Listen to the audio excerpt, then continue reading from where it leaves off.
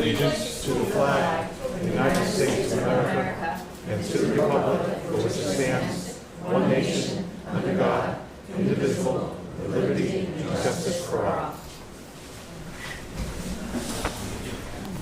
Good evening. Welcome to the Monday, June 17, 2024 meeting of the Westport Select Board.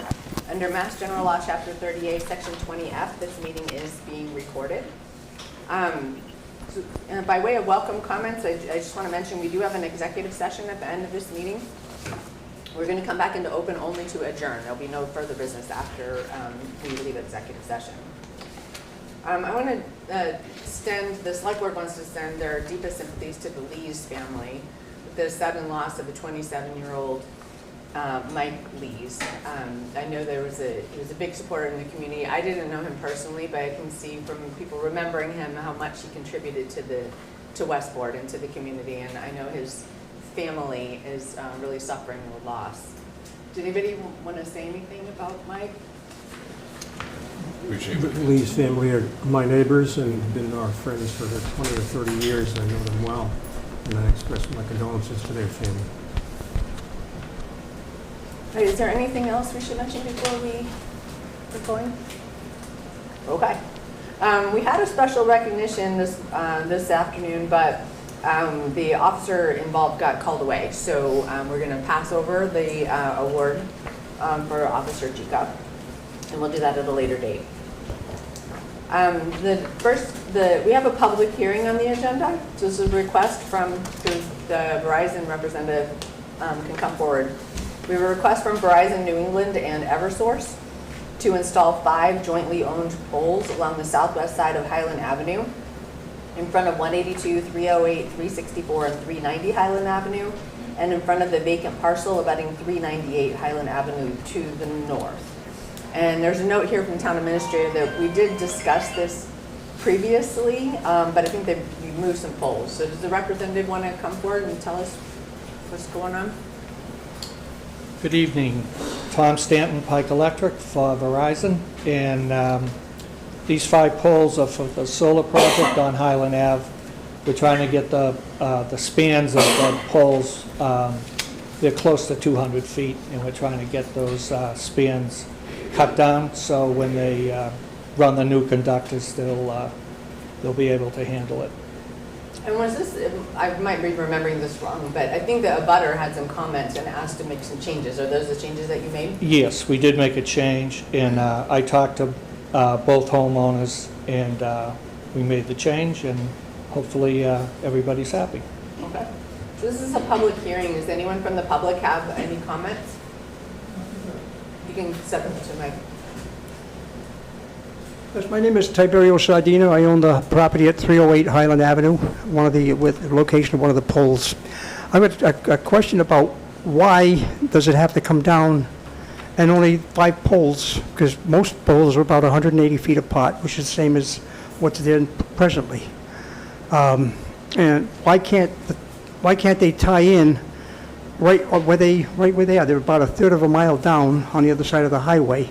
Yet they have to cross the highway and go down Highland Avenue. For what purpose? You know, I thought electricity was omnidirectional. If you have a residential solar system, it goes right back through your feed line to the right where it is. So my question is, what's the purpose of those 5 poles, and why is it coming down that far, and where does it go from there?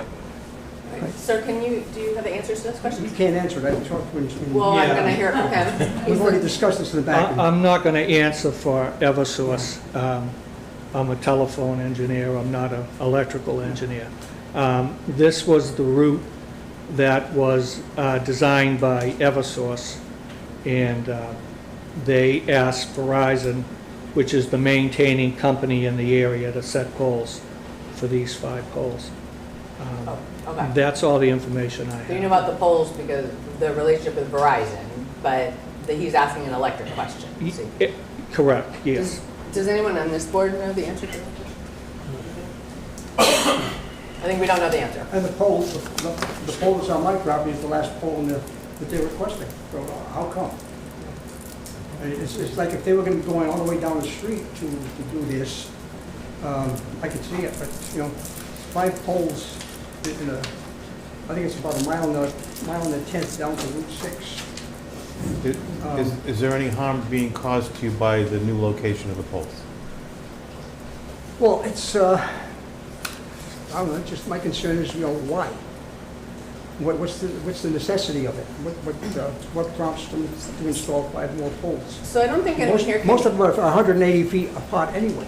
so I don't think anyone here can answer the why part of the question, other than to assume that they must need it or they wouldn't be trying to install it. True, Right. but why can't they tie in directly across the street from where they are? I'm assuming they would have already looked at that, but I don't know. Did you have any follow-up?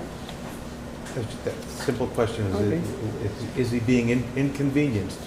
Are you being inconvenienced, sir, by this? I don't hear well, sir. Are you being inconvenienced by this? Well, it would bar any, how far, what is the ordinance on distance for a driveway? Do you know that, sir? How far, if there's any driveway restrictions in your poles? I have no idea. Not yet. No, we don't. We try to accommodate residents so they can obviously make the swing into their driveway. Yeah. I mean, These poles, do they exist on this side of the road now? Say again? Do these poles exist on this side of the road now and they're just shrinking them up? Well, yeah, there's one on about, 90 feet from the new location, and there's one right at near my neighbor's driveway. The existing So if I'm poles. reading the plan, it looks like, I'm reading it looks like in the plan, there's 2 poles already there, and they're putting one in the middle. They're putting one in the middle, correct, yeah. And is that 2 locations that you're doing there, or just, how many poles are being installed there? Well, 5. And are they all the same? There's 2 poles and you're putting one closer in? That's, so they're putting an they're bringing additional. them 90 feet apart rather than 180, which is what's going down the street. Well, one of the things that is on this, for solar, they have to upgrade the service because it's high voltage. And the poles, they're taller, so that might be one of the reasons that they have to do it. But that solar facility is in Dartmouth, and it might be because it's crossing the street, and it might be a pullback. It's probably an engineering reason why they have to do it. It's not just to do it, Yeah. but that whole pole line's gonna be upgraded all the way down. They're just adding another pole in them 5 sections. Well, there's really nothing I can do about it. I just wanted to know why is the big deal. Well, they do have to upgrade. Yeah. Because the existing that's- poles won't support And, yeah. high voltage. I mean, regardless of what I say or whatever I do, they're gonna go there anyway, so. But, Well, this it'd be board nice, has to it'd be nice to approve know it. why, This board has to approve it, right? So Yeah. that's why, I mean, Mr. Yeah. Dutra was asking, are you being harmed in some Yeah. way by Yeah. these poles? That's because they moved the poles originally, because I don't know if it was you or someone else, has suggested that it was kind of going to cause a problem. Have they located the poles? Because Verizon usually goes out, put a stake. Have they located the poles so that he could see where they are now? Normally before The last time I was here with the 2 customers, that was the same job. yeah, same job. I went out and we moved, that's why I'm here again, because of that pole. Because we had to have another hearing because we moved the pole. And the neighbor didn't come to the hearing because he didn't think he had an issue. So, but they will be staked before they're set, yes. well, maybe I should just leave my question in the air, hanging, up with the We poles. just don't have the answer. I still don't understand why it can't tie in. I mean, I'm not an engineer, but, because electric is omnidirectional. Once you put it in, it goes, Well, again, I'm It just assuming they follows that must wire. need it. I'm assuming they Yeah, must it need it, goes- or they yeah. wouldn't be it goes incurring with the the pressure, expense. where the pressure is less. Yeah. So, All right, did you have any other comments? no, that's All about right, it. thank you. Is there anyone else that has comments? What's the pleasure of the board? Madam Chair, I move that the installation be approved. Second? So we have a motion and a second to approve the poll requests. Is there any discussion? All in favor? Aye. Any opposed? That's unanimous. Thank you. Thank you. Next item is discussion with the Personnel Board and GovHR classification and compensation study discussion. So can I ask the Personnel Board to come forward? The Personnel Board want to come forward?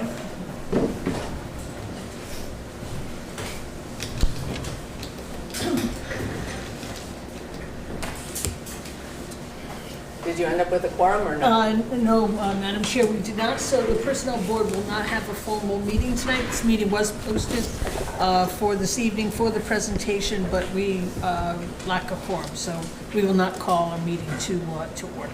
Okay, thank you. So do you want Jim to introduce it, or you want to introduce it? We'll have Jim, Jim has had quite a bit of contact and has really been the main driver in a lot of the information, so I'm going to let Jim take over from here. All right. And I just want to call to the select board members, this wasn't filed under 3 in the files, it's 00. It's that document 00. All right, go ahead. Jim, can you tell us what this is about? So last year, town meeting approved funding for a wage study, wage classification, compensatory study for the town employees. It was approved last year. We went out for proposals. GHR, GovHR USA was the company that was selected to do the study. We have Katie Lee here from GovHR USA that can give us some more specifics on what the proposal is. There's a final draft report that's in front of the board tonight. Still have the opportunity to make some changes if the board chooses. She's going to present tonight, and it'll go to the personnel board after that. And we wanted to get it to the select board before we went any further. Okay. Katie Lee is participating remotely. And, Katie, can you hear us? Can you guys hear me okay? Yes. So you might. Yes. Yes. Okay, good. All right, thank you. All right, well, good evening, everyone. I don't know if it's 92 degrees by you right now, but it is 92 degrees by us, and it's 5 o'clock in the evening, so I can't wait to see what tomorrow brings. But thank you for having me this evening. I'm just going to go through a quick presentation and then give you an opportunity to ask any questions, to kind of tell you a little bit about what our classification and compensation process is with GovHR and what we put together for the town of Westport. So I'm going to try and share my screen right now, and let's see. Can everyone see a Yes. see a copy Yes. of my? We can, but you're not in presentation mode, though. I'm not in presentation. Okay, it says I'm presenting. Hold on, just let me try one more click and see if that'll do it. Does that do it? No. we can see the document. We It's can see just- the document, but not the presentation mode, so you might be sharing the wrong window. Okay, let me try it one more time because it's telling me I'm doing it. So let's try again.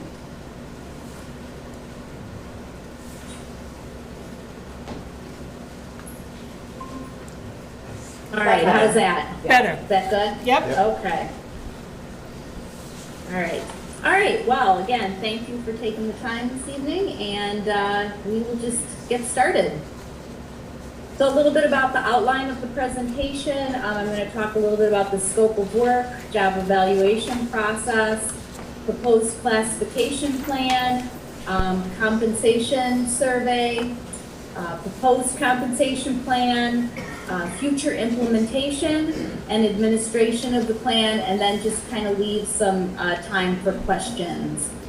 The study that we did for Westport is a classification and compensation study.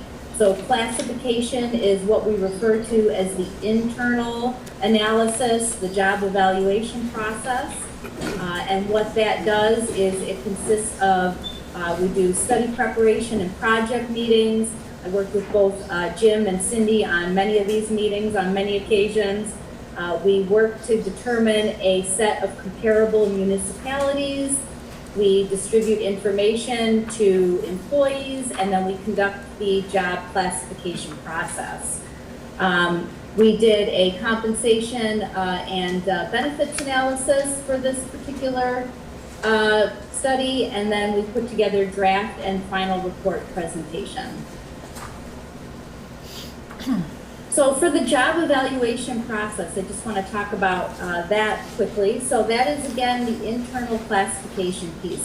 And what we do is we distribute a job analysis questionnaire to the employees and all the positions that are involved in the study. And so we looked at 75 positions, and we evaluated those positions and created a classification structure based on 9 factors. And the 9 factors are education, work experience, decision-making and independent judgment, responsibility for policy development, planning of the work of others and others within the organization, contact with others, supervision, and that is direct and indirect, working conditions, and use of technology and specialized equipment.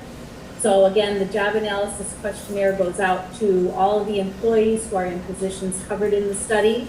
And then from there, we actually meet with we meet with at least one employee in each position. So the positions were evaluated based on the information received by the town through the job analysis questionnaires, and also as a result of the virtual interviews that we did with the employees. So a team of GovHR consultants meets with at least one employee in each position to get a better understanding of the information collected in the job analysis questionnaires, as well as the job descriptions and so forth. Based on that information, we develop a classification plan, which basically puts all the positions within 2 buckets or salary grades, based on those 9 factors. So this is basically your internal equity system. So it's ensuring that like positions, based on those 9 factors, that like positions are grouped together in similar classifications or salary grades. In some instances, I think only one instance, we did recommend the use of a new job title. I think it was a foreman position, and we're seeing a lot in the market right now where they're calling them forepersons instead of foremen. And then table 1 in the draft report shows you the classification plan, which consists of 14 grades or 14 buckets of positions. Now, at the same time that we're kind of doing that internal job classification process, we're also doing a compensation survey.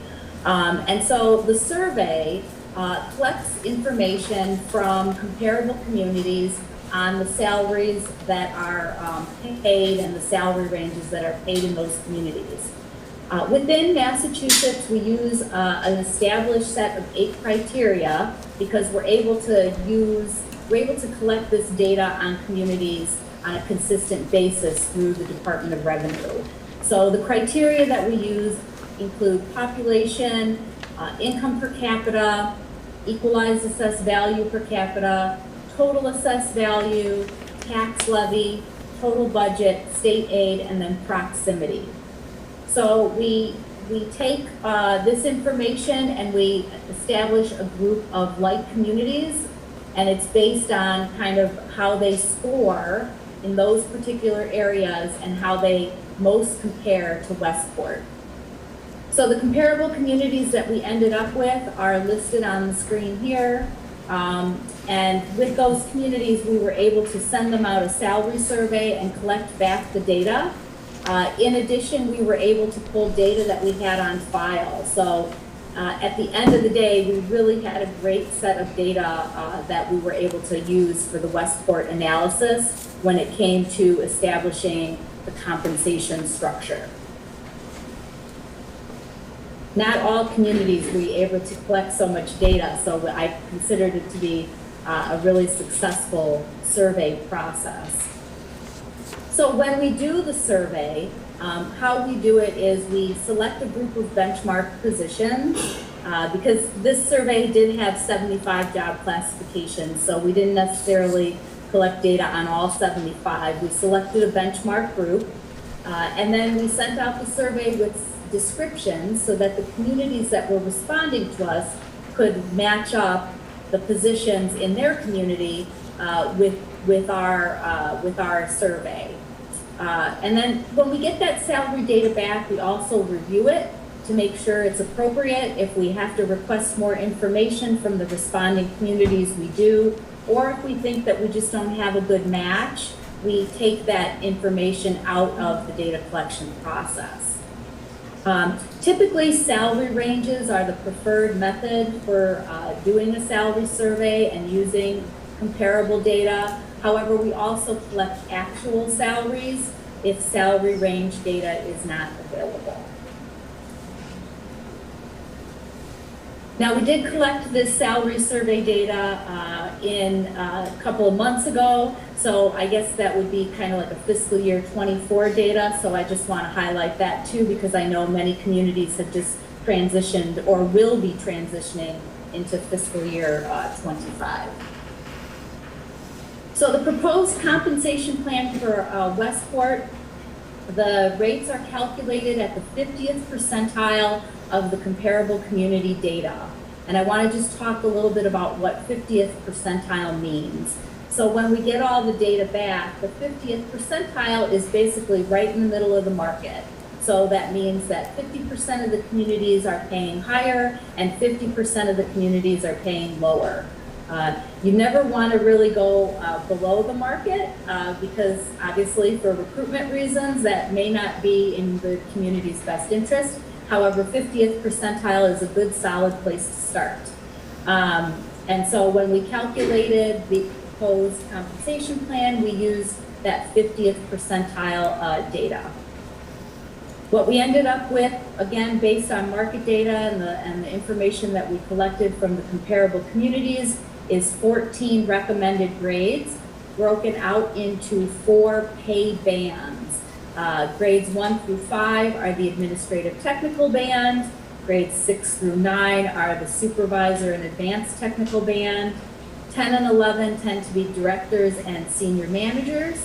And then 12 through 14 is the town administrator and the public safety directors.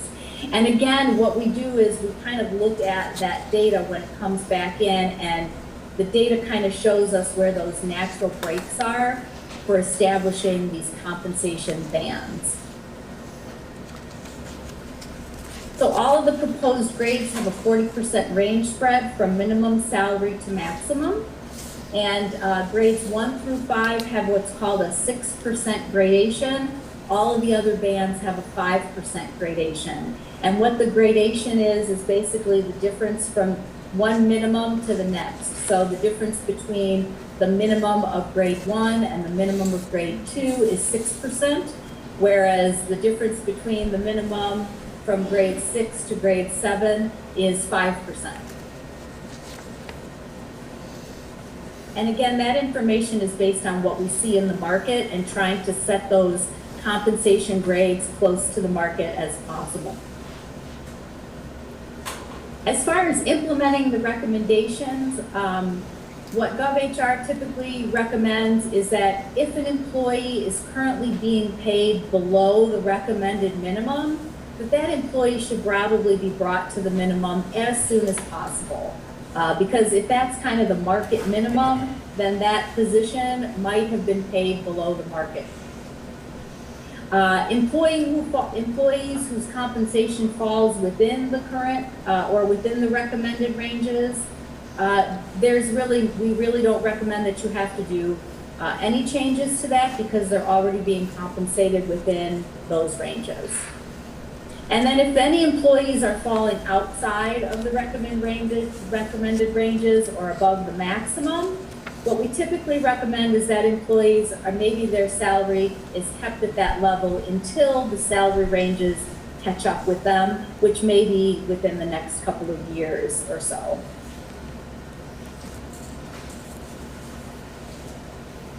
As far as future administration of a classification and compensation system, once you have a structure in place, the town will receive from us the compensation guidelines on how to set up new classifications. So if a new position is approved and it needs to be scored and placed in the classification system, that the town will have the ability to do that. We also provide support for up to 1 year after the study is complete, so we can always help with that as well.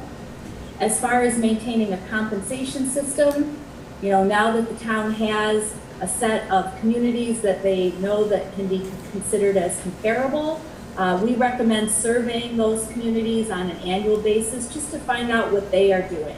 Are they adjusting their ranges? What type of COLA increases are they given? And then using that information to decide maybe how, Westport wants to proceed with that information.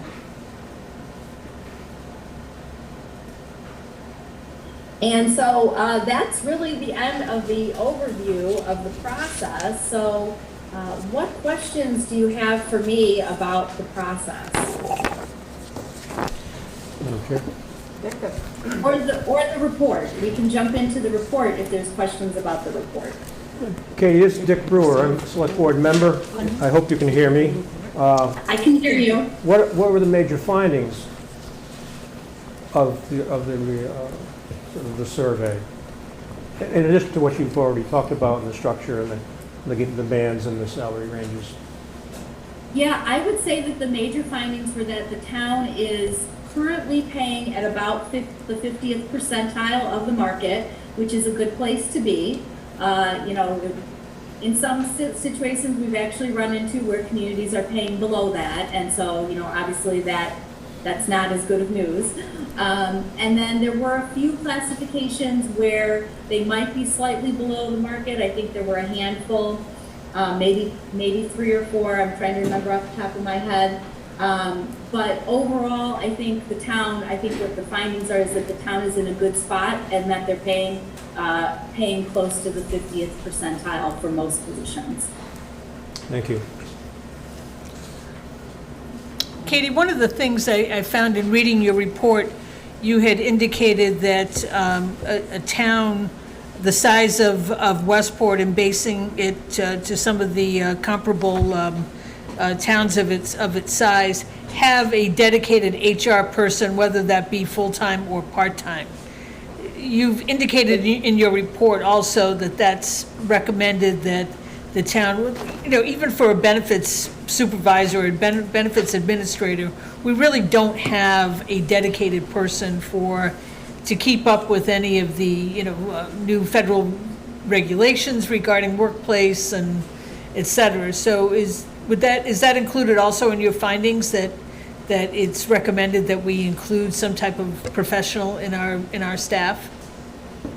Yeah, so that's a good point that you bring up. So one of the things that I was a little surprised by when I started working on this study was that there wasn't like an HR kind of point of contact. Jim did a fantastic job in organizing the information and getting it to us on time. But normally with a community, with a town your size, we typically do have like an HR point of contact.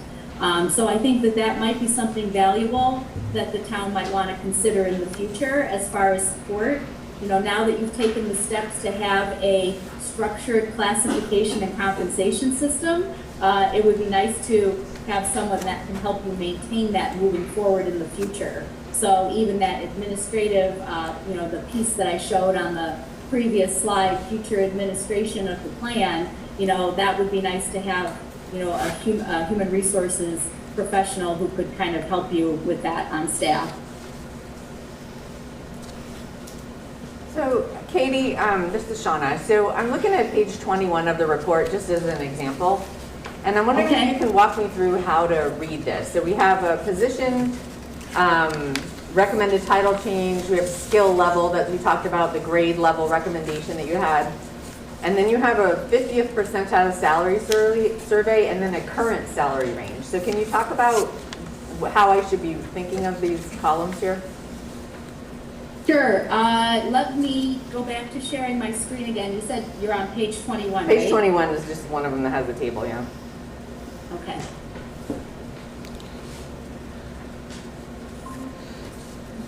While you're looking for that, I would agree, this table was much more difficult to read rather than the individual job listings that you have later in the report. Because it seemed to be a lot of current salary range data missing in this.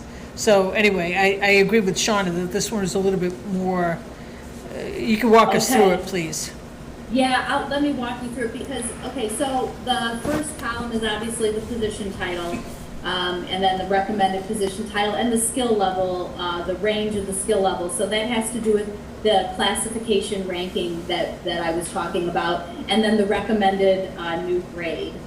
The 50th percentile survey data, what that is that's reflective of the data in the appendix at the back with all the salary survey data that we had in there. So if you were to tab all the way to the appendix at the back and look at, say, you know, the director of public health and look at the 50th percentile, this is the information that you would see there as far as what the minimum and the maximum were at the 50th percentile of the data that we collected.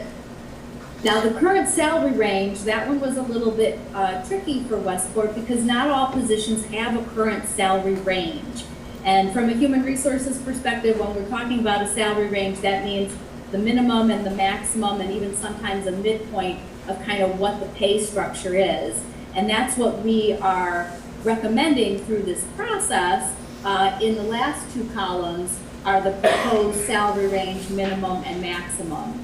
So the reason I think that some of these positions do and don't, it's my understanding is that some of them, you know, they're, you know, maybe on a step structure and say, you know, the minimum is step one and the maximum is another step, or maybe they fall within a different classification and the classification structure and they have a minimum and a maximum, but not all of the positions did have a minimum and a maximum.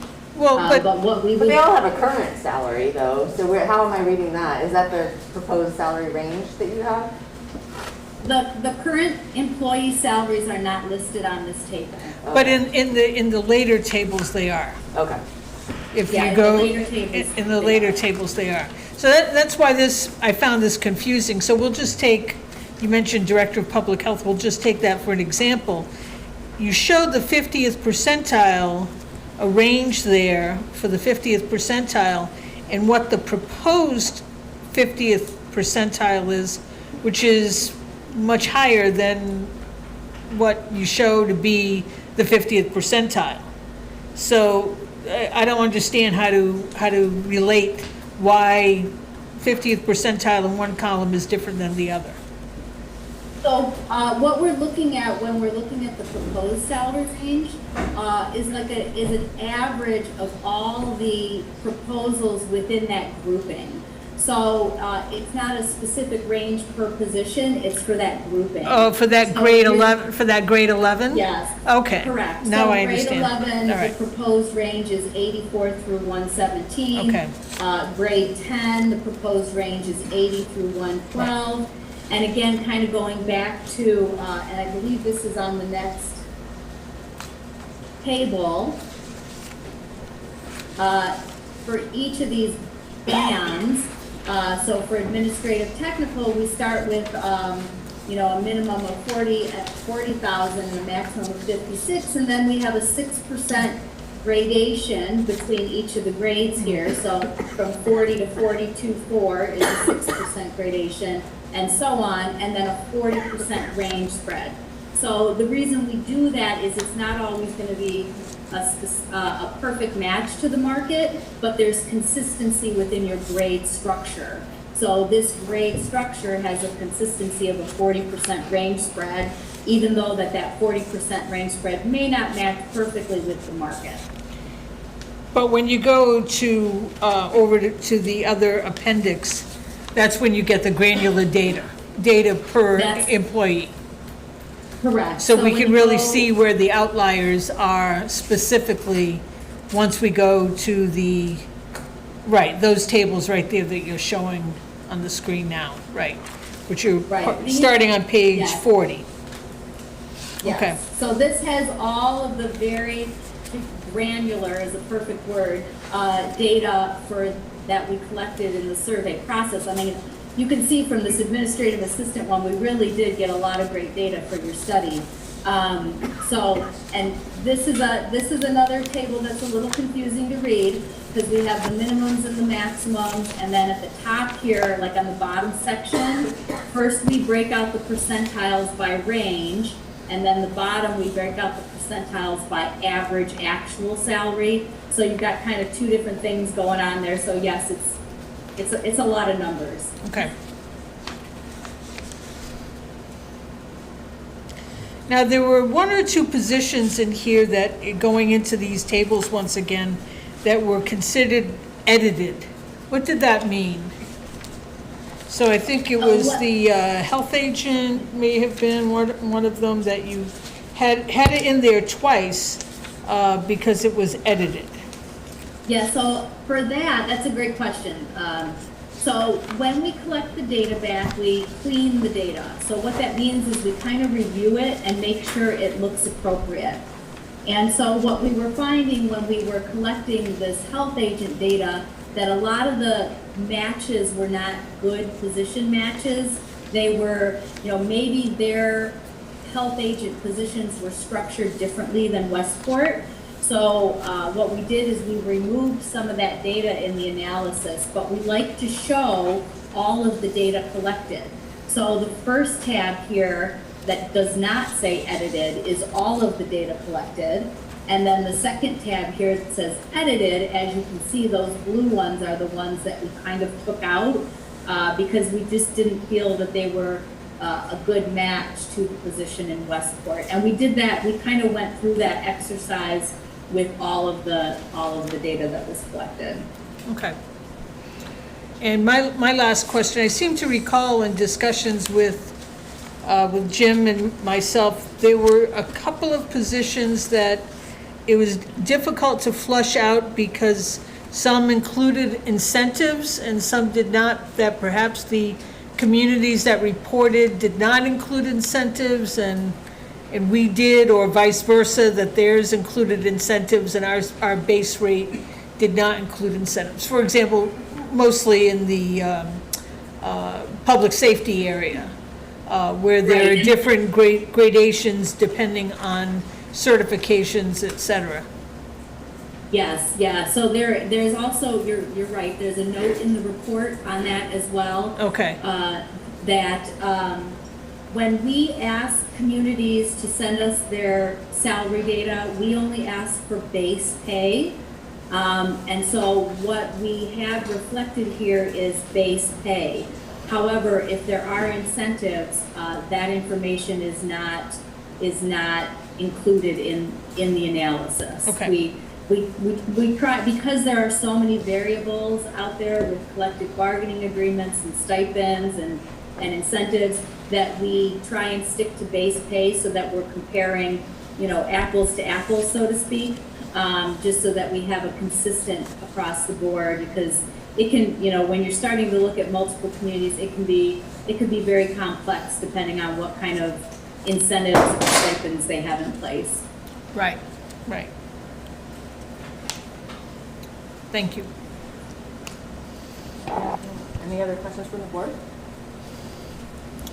Madam Chair, I would just indicate that the Personnel Board has not had an opportunity to also develop any additional questions, and we will probably come back to you. The Personnel Board will come back to you with our recommendations based on our findings on this, and we can have further meetings in the future as to what to do with the information that's in here. Looks like you have a lot to work with. So I understand then the process going forward is exactly what you said. We're going to base, this is a presentation today. It's going back for action to the Personnel Board. They will make recommendations to us. We will review and make any adjustments that or corrections or recommendations going forward before implementing this, or? Right. Okay. Katie, this has been very helpful. Okay. Anybody Yes, else? please let me know if you have any other questions or need any other information. Is there anyone else on the board that has a question? Is there anything from the public? Yeah, go to the mic. The question one would always ask is there anyone being overpaid? I'm not sure if you heard that, Katie. So he's looking, are there any outliers about where we're overpaying? It looks like we're. Are there any? Well, I think that, there may have been, I don't have that information right in front of me. It was kind of like the people that were under the minimum and over the maximum, there might have been a handful. It does, I mean, just glancing through here, it doesn't look like it. It looks like, it's like what you said, most of them are like in the middle, right? Yeah, it's like, again, I think that was kind of the good story behind it, is that the town is paying at the 50th percentile. And so that's a good place to be as far as, market competitiveness. You want to be, you want to be competitive. So once this is a final report, we'll post it publicly. So this is the draft that we're looking at, right? Right. Okay. Correct. You're still looking at a draft, because if there are any edits to the report, then, we will absolutely make those. All right, thank you. Tanya Ryden, I'm Chair of the Board of Health. Just from a boots-on-the-ground perspective, we have several positions that over years have been unsuccessful in filling because our sort of informal survey of comparable salaries is we're way underpaying. So does that, how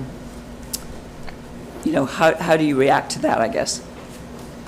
So Tanya, this is like an 80-page document here, and I'm not sure, was one of the positions The agent and the director are included in this. I'm concerned in particular about assistant animal control That one's officer definitely in here.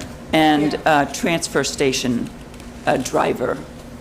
The animal control officer is definitely in here, because I was just looking at it. Yes, And we look like we're paying below the range on that, Yes. if I'm reading that correctly. yes. Okay, that would be consistent with our experience. And then, I don't see assistant animal control in here, but that would be where we'd look at the bands, right? Right. This is where you'd look at the band and say this position fits in this band, and that's where the range is. So we'd have to look more specifically.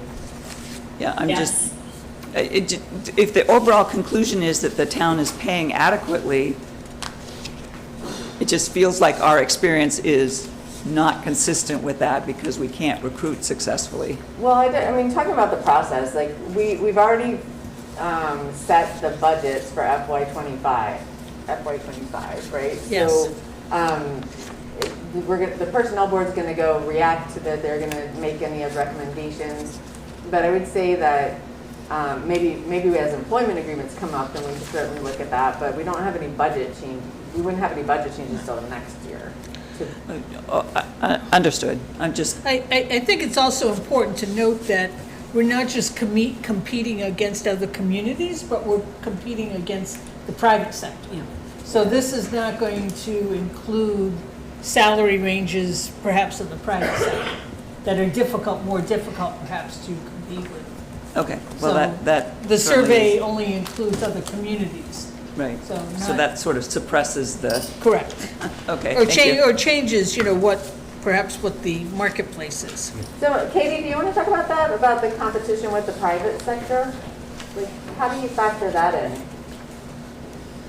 So one of the things that we could do is we do have a salary survey tool that we subscribe to called Comp Analyst.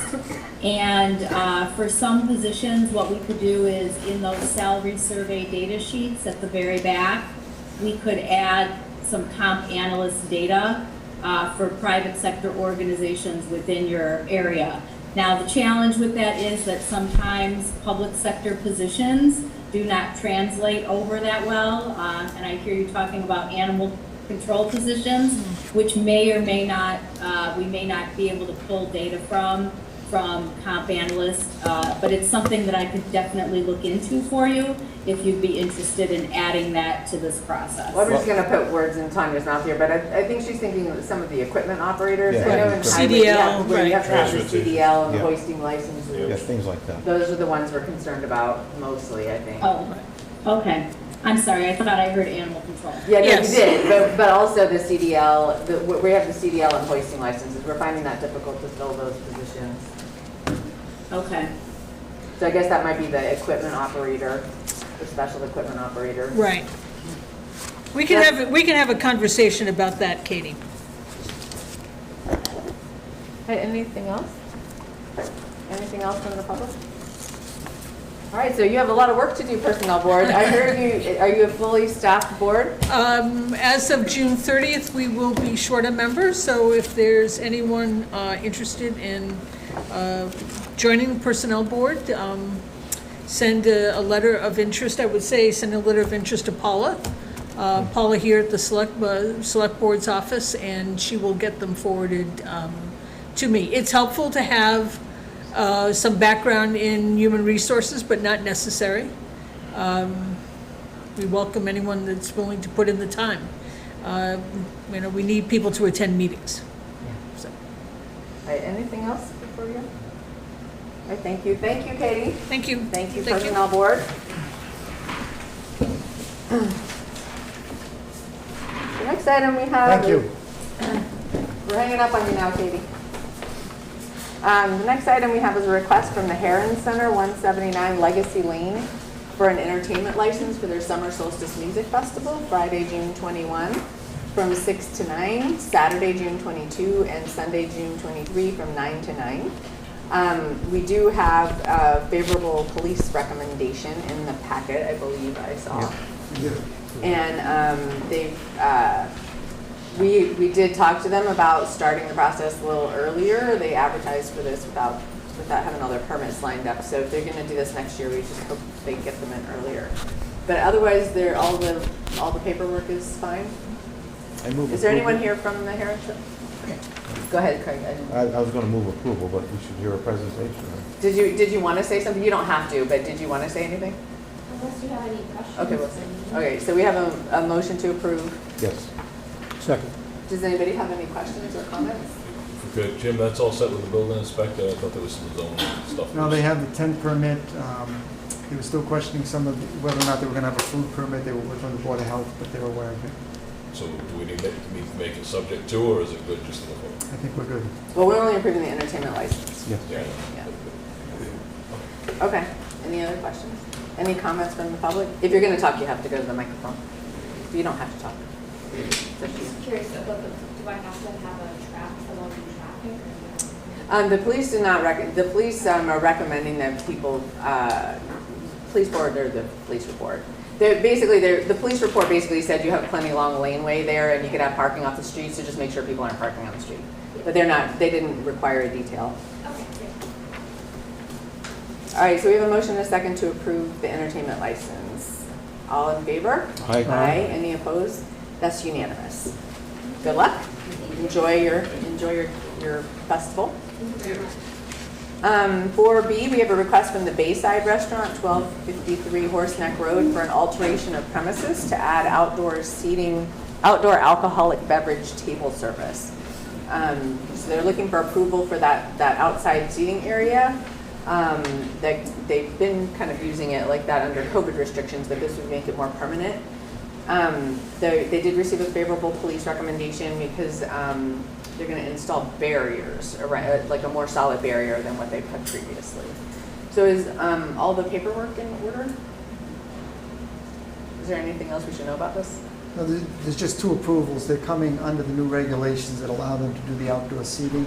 They'll be coming back again to alter their premises to just kind of correct a couple of things that have been done over the years. So they'll be coming back before us for a public meeting, a public hearing next month, I believe, right? And if I read that correctly, they did receive positive. There was a public hearing. They made some changes. The abutters made comments. They made some changes to their plan. I saw the abutters wished them well, and it was approved by ZBA, I believe, right? Yeah. Okay. Hey, does anybody have any questions on that one? All right. What's the pleasure of the board? Move approval. Second. So we have a motion and a second to approve the alteration of premises for the alcoholic beverage table service. Is there any further discussion? Is there anything from the public? All right, all in favor? Aye. Aye. That's unanimous. Good luck. Thank you very Hope much. to see you down there. We have a request from the Holy Ghost, 179 Sodom Road, for one-day liquor licenses for a bunch. We have Sunday, June 23rd from 12 to 5 for a fundraiser. Sunday, June 30th, 4 to 8 for a family party. Saturday, July 13th, 4 to 9 for their annual feast. Sunday, July 14th, 11 to 5 for their annual feast. Saturday, July 20, 1 to 6 for a birthday party.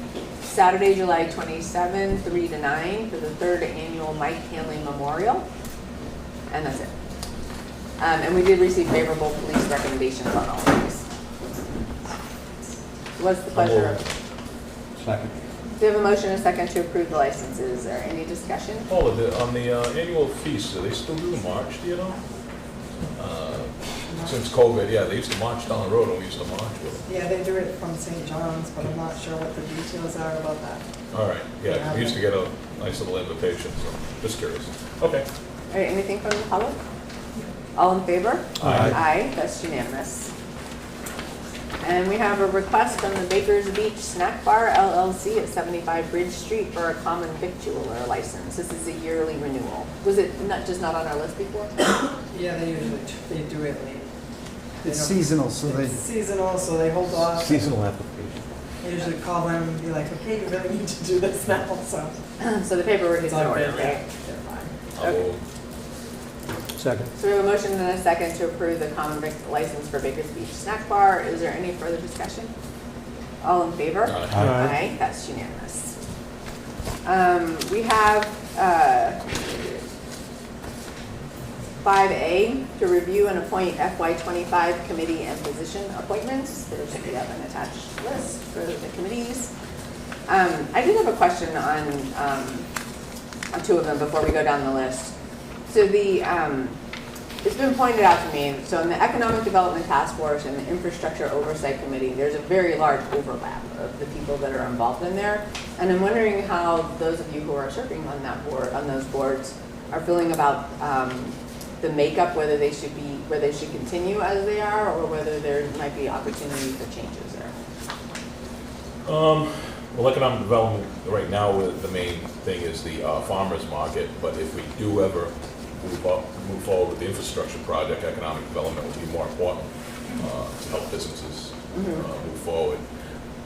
I like to keep them separate in case we get a commission and we can move on with the infrastructure and go on to the commission type thing. But so you're keeping them separate, but Right. from practical perspective, they're practically the same, right? So you have Maury May, Steve Willett, Manny Soares, Christopher Thrasher are on all of That those. will all work, yeah. And is Ben Walwork, he's not on both? No, he's just, he runs the farmer's market, yep. Okay. And the Infrastructure Oversight Committee, are the two of you select board representatives or one of you, or is one of you at large? Do you know? But that's Paula to be sure, but I'm not sure. But, Maybe, were you on this? but isn't there a problem, because you got, you know, with all due respect, the two of you are like blocking out these two committees because we can't put a third person on. Yeah. Because then we're basically, we have quorum within those bodies. And my understanding is that at least practice has not been to put a majority of the board on any one committee, unless it was a committee of the board. Well, so I was wondering if we intentionally put two select board reps on the Infrastructure Oversight Committee, or if that just happened. And the same with economic development. I'm just wondering, do we know whether those are actually select board appointments, or were you on I'd them? have to look at that. So, Yeah. economic development, I get on that while I was on the planning board. Okay. And I certainly would be willing to get off economic development and let Steve take that, and if Steve was willing to get off the infrastructure. I'd be willing to go on economic development, since I've served on a number of economic development boards in the region. Try to bring the regional perspective. So my recommendation, I would like more information on those two committees about the actual makeup of the committees, so about whether they're select board representatives on, I want to know, like, if you happen, and I'm saying this for you all, but it's Christopher Thrasher also. So Christopher Thrasher's on the finance committee and the school committee now, right? So is he a school committee rep? Is he FinCom rep? Is he at large? I don't know. We can find out the makeup. Yeah, so I think he's getting ready to get off. So so the next meeting of our committee is July 8th or something, it's 2 weeks off, right? July 8th, right? So are there meetings of either of No, we'll these just scheduled put- before July 8th? No, economic development, we only like quarterly anyways, if that. So we can put that off, it's not a big deal. We'll just hold off on our next meeting till you decide anyways. So my preference is I would prefer to have more information about the makeup of those two committees, like how we formed them with the representatives there, and then we can talk about, because if we appoint an at-large member or we appoint a select board rep, to me that's different, and I just want to understand I that. don't have a problem with that. So those were the two committees that stood out to me like that. But are there any others? I think those are the only ones that we're appointing tonight. So Yeah. I would prefer that we pass over the economic development and infrastructure oversight. Second. All right, all in favor? Aye. Nay. We have one opposed. Just keep in mind that there's a farmer's market every weekend, and that's sponsored by Economic Development, that's all. Yeah, so we'll put this on, can we please put this on the July 8 agenda? Is it July 8? July 1. July July 8th, July 1. 8th, right? Or July 8th. No, yeah. July We 8th. can get the gap because of the holiday. I didn't know that. So the July 8, so as long as those committees don't have to meet before July 8, that shouldn't be, it gives them less I time to came get up sworn with in. those committees, and I don't remember all the exact Yeah. positions, to be honest with you. And also, I'm not sure the length of the term, are these one-year terms? If you can find that out, Paula, as to the makeup These by. are one-year terms. These are one-year terms, Yes. okay. All right, so we're gonna pass over those. But for the others, can I have a volunteer, please, to read these? Yeah, sure. So what do you want to do? You want to skip economic? Skip economic and- development and infrastructure oversight. Okay, and we're just going to do a hold on, if there's any? Yeah, if you have any that you want to put a hold on, say hold. All right, Commission on Disability, Martin Costa, Richard Grundy, Susan Sherman. Community Service Officers, Stephen D. Kovar Jr., Michael Kelly, Amy Lynn Schmidley, Maggie Navrosa, Raquel Rodricks, Michael Russell, David Aruda, Brian D. Souza, Michael Borden, Richard Rodricks, Eric Vanas, Julius Rosario, Valerie Bellevue. Community Preservation Committee, John J. Bell, Dale Weber, E911, Paul Duhan, skipping. Lifeguards, Michael Crudo, head guard. Emily Donacio, lifeguard. Coltrane McGonigal, Anton Boxler, Dan Barnes, Brandon Medeiros, Luke Medeiros, Leonardo Hatcham, Marcos Dutra Africano, Abstain. Andrew Dunn, Jake Fiend, Khalid Dragon. These are alternates. Alternate Charlie Vernon, Aaron Sweeney.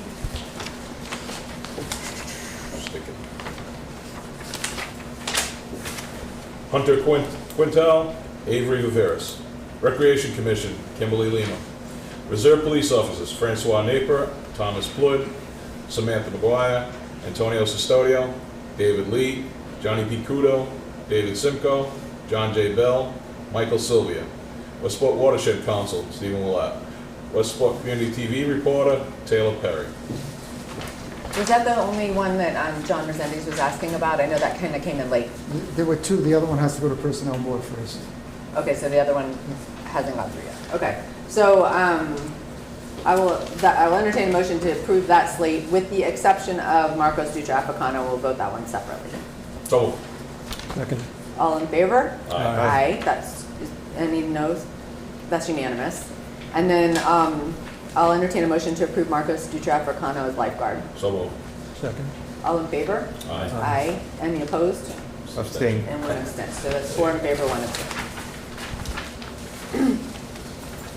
We have a request from the Westport Free Public Library Board of Trustees to appoint Bonnie Strebel as library director and to approve the appointment agreement.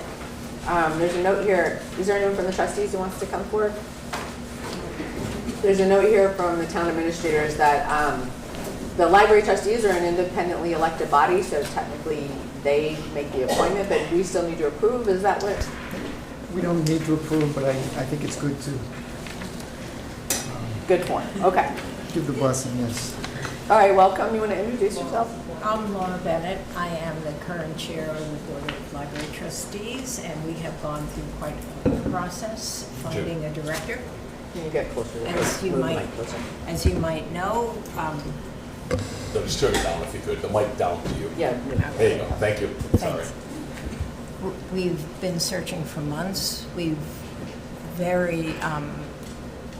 been pleading to the town, and the town has answered our call to raise the salary. And in the meantime, Bonnie, who has been the assistant director and child librarian for some time, after 17 years at the library, decided that yes, she could take on the challenge, and we are just all thrilled that she is willing to be the director. And here is Bonnie. Bonnie, anything you want to say? I'm just very excited to take on the position. I've been doing it for the past 2 months now, and it's going well, and I'm very excited. So do we need a motion to approve or anything, or is this just informational? I would suggest a motion to approve. So moved. Second. Is there any discussion? Anything from public? All in favor? Aye. Aye, that's unanimous. Congratulations. Thank you very much. And we brought flyers. Okay, excellent. So when are you taking books? for the Yes, book? we are, through the end of August. Okay. Anything else? Okay, you're Our good. summer activities. Summer activities at the library. Exciting stuff. We're busy down there. Yeah. We have the New England Birds of Prey on next Saturday, on June 22nd. And we have the Possum Pets Photo Contest going on now, apparently. We're collecting photos now, and it'll be on display at the library July and August. Excellent. So get those pet photos in. And then you have some story time activities. So they can find this all at westport-ma.com/Westport Free Public Library. Yes. All right, thank you. Thank you. Thank you. And we have action item, request to sign the employment agreement between the town of Westport and Susan Brayton, treasurer collector. So we've been discussing these in executives, or that one in executive session, right? So has that been final? That's been finalized with Sue Brayton, the standard 3-year contract with the standard employee increases, yearly increases, as other departments have been getting. I recommend approval.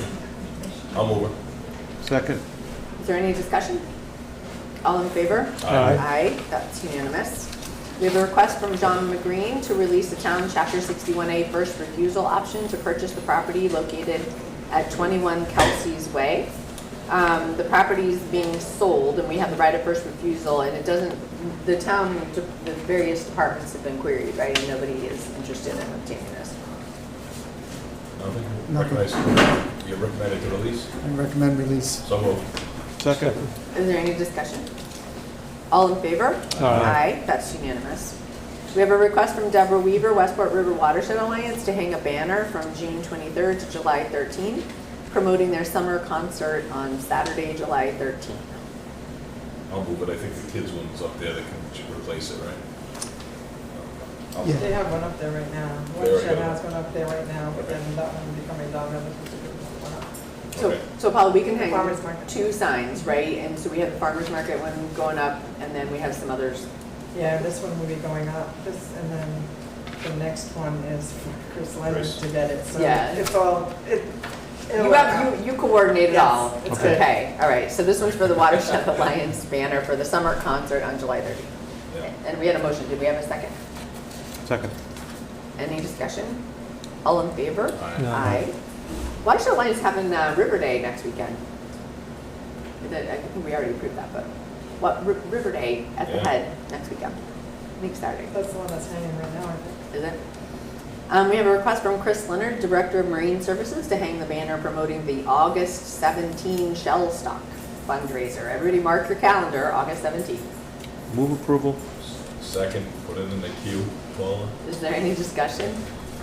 All in favor? Aye. Aye, that's unanimous. We have a request from Massachusetts Housing for comments on proposed 40B Pine Ridge Estates located on the west side of Westport Lakes Road.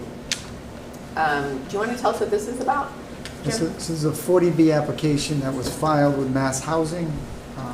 These are applications that, I don't say they're exempt from zoning, but they bypass some of the zoning regulations and will eventually be going for the zoning board for approval. They asked for preliminary comments from the select board. We put a packet together for the board, and it has some of the planning board comments when they had a similar proposal that was filed with them. They had comments from their review engineer as well as staff comments, so we included those in the letter. These are just preliminary comments. The actual review will be done by the zoning board when they do the official filing, which we expect within the next month or so. So just to summarize some of the ones in the letter that you said that they're already going to be considered to the planning board. They previously applied for a special permit for independent living and site plan approval, and some of the design concerns then are still valid, so they would like the applicant to discuss that. It's on a lot that is part of the definitive plan of Westport Lakes It appears lots associated with development have not been released from the covenant. So it's part of an original subdivision. Because the lots are part of the original subdivision, additional surety might be required. They understand this capacity of the school system is not a determining factor, but the town would like to see an analysis. And then a clarification on the interior road. Is there any other comments? Just some technical ones that went through the planning board that we attached to the letter.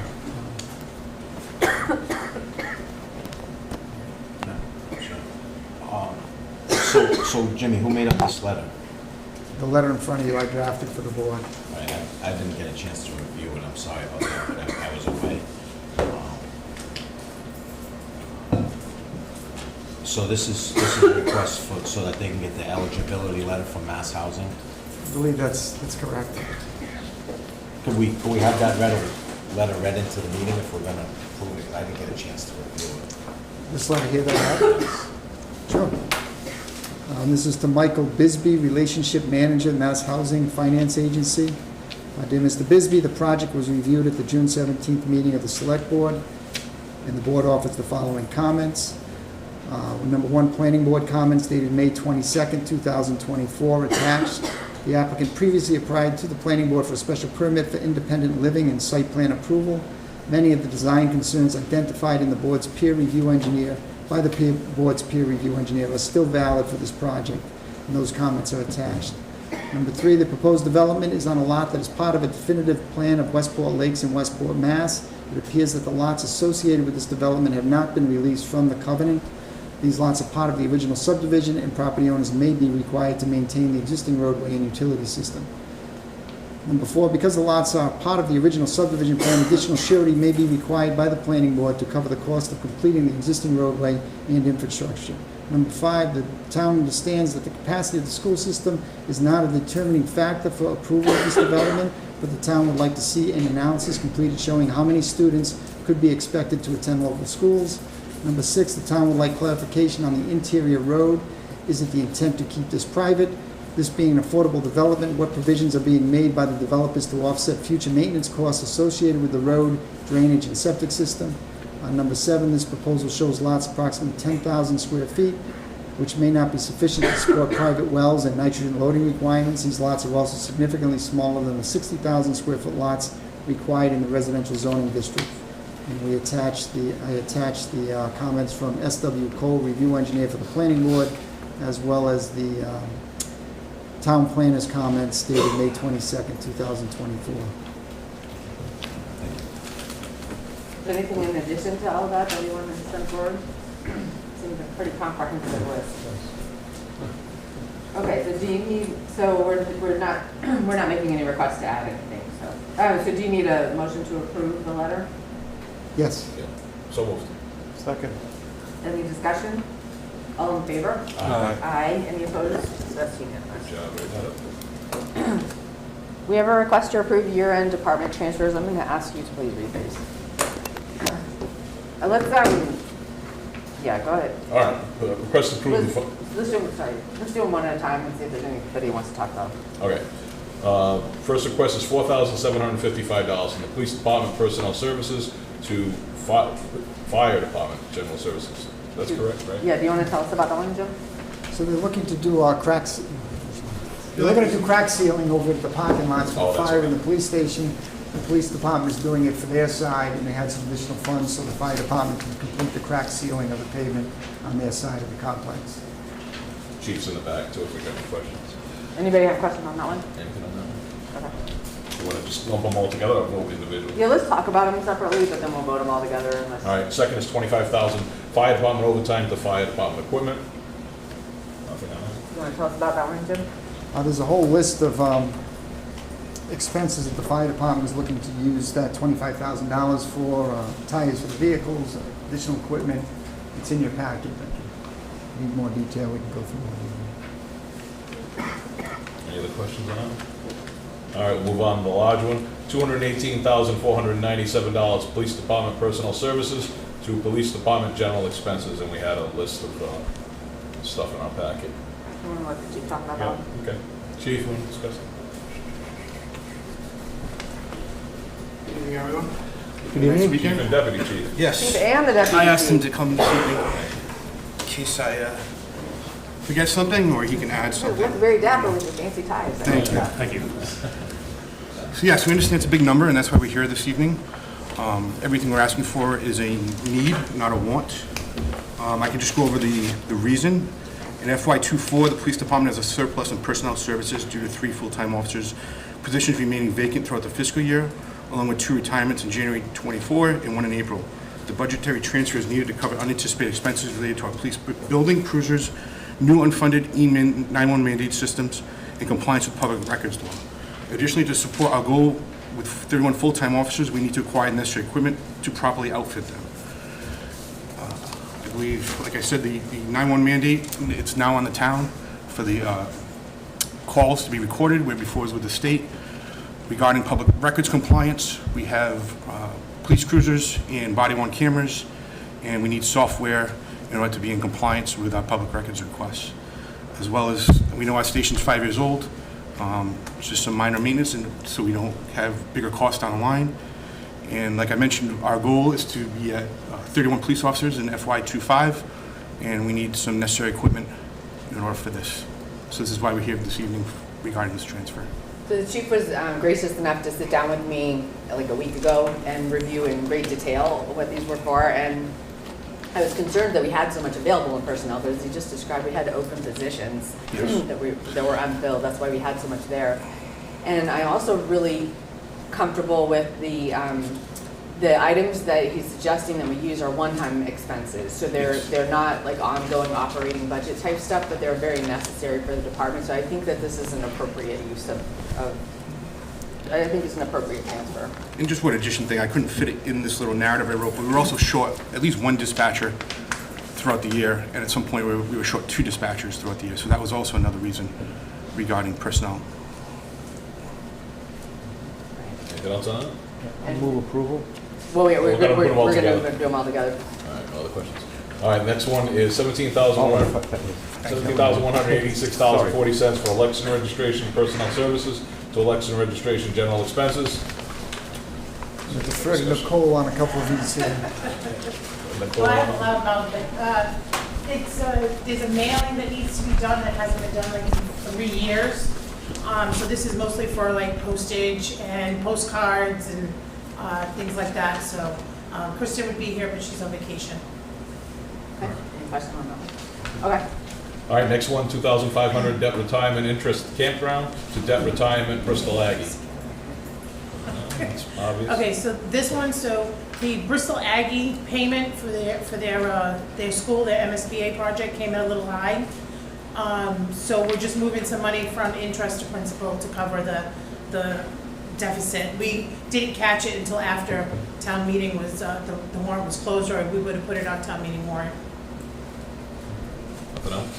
All right, moving on to the next one, $20,076.98 library personnel services to library general expenses.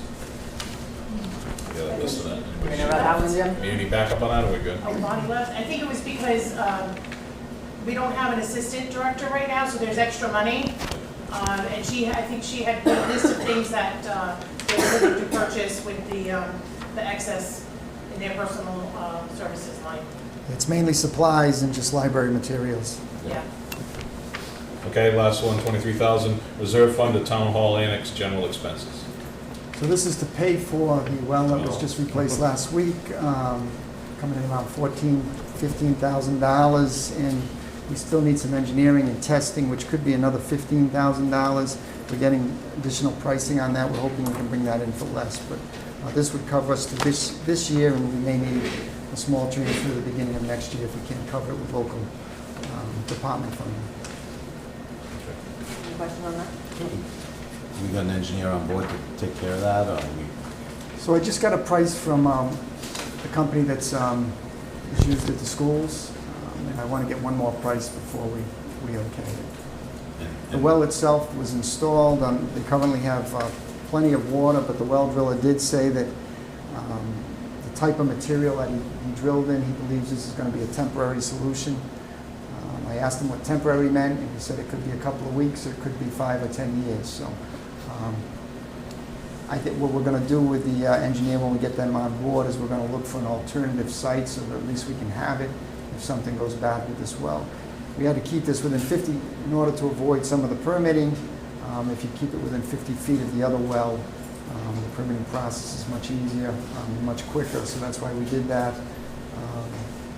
But at some point, we may have to go another location. Is it permitted? The well? We have a permit for the well? We have I don't want to say an emergency permit, but we have emergency authorization from Mass DEP to use the new well. We still have no drinking water, but we can use it for the restrooms. We have bottled water there now. Once we get this engineer on board, we'll have to do a 24-hour pump test, and we're waiting for the results from the Appendix A test, which was done last week, that should be in hopefully within the next day or two. I had a question regarding the well. Since they have removed all of the recreation equipment, the playground equipment, is that area at all considered a potential for drilling a new well before they put all of the new equipment in? Is this the time to look at that before it's too late? We looked at it briefly. I think we could put it outside the fenced area. If we Okay. had to, we could put it on the edge of the parking lot. Okay. There's also a possibility in back of the basketball courts where we Okay. could put it, so. I didn't want to find out that the Yeah. equipment gets put in and then, It's a good point. We did consider it. There's no good location, no matter where we put it. We're not going to have the full protective radius, but because it's a replacement well, they do give some leeway as to where you need to put it. okay, good, thank you. I mean, Jim, was that similar to what happened at the new high school? Similar, but a little different, right? The new high school, they wanted a new conforming well. So we had to get. What reason is that? What's We don't that? need- For what reason is that? So, because we're expanding the use, I think I don't know the exact reason. My assumption is because we're building a new building, we're expanding the capacity of the well that we needed. They were looking for a fully compliant well. This is a replacement, so there's some exemptions as to what's required. All right, anything else? So I'll entertain a motion to approve the year-end department transfers as described. So moved. Second. Is there any further discussion? All in favor? Aye. Any opposed? That's unanimous. Thank you, Chief and Deputy Chief. Thank you. Thanks.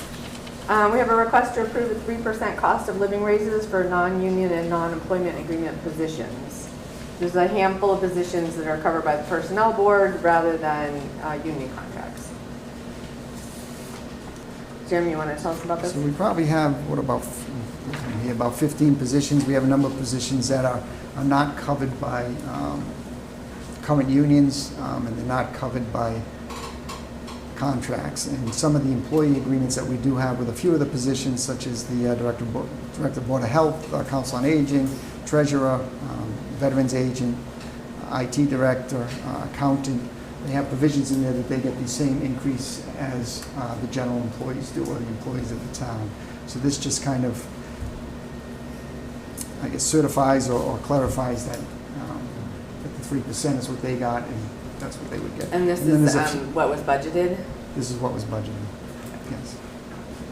I don't move it. Second. So a motion and a second. Any discussion? All in favor? Aye. Opposed? That's unanimous.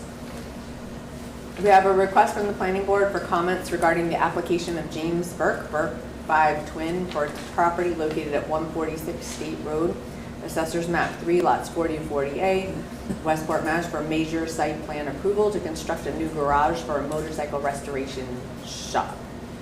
So this is whether we have any comments to send along to the planning board regarding the motorcycle restoration shop. Anybody have anything? Okay, so there's no comments there. Commercial zone. We have a request to sign the local initiative program compliance certification for 20 Windsor Drive, Unit 16B in Westport. You want to tell us what this is, Jim? So this is a sale of one of the units in the, one of the affordable units over at the, across the street at the Village Condominiums, I believe. Yeah, 20 Windsor Drive, Unit 16B.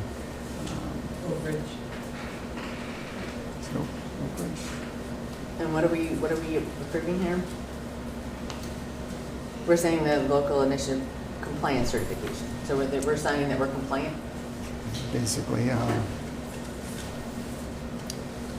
as they transfer from one property to the owner, we just have to certify, it's in the statute that the town has to review it and certify that they're in compliance.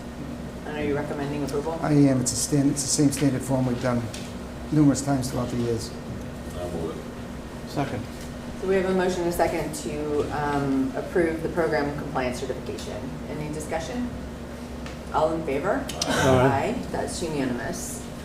Now we have a request from the Infrastructure Oversight Committee to proceed with acquiring easements for future pump stations at 35 and 287 State Road. I just want to be clear, there are two agenda items here tonight.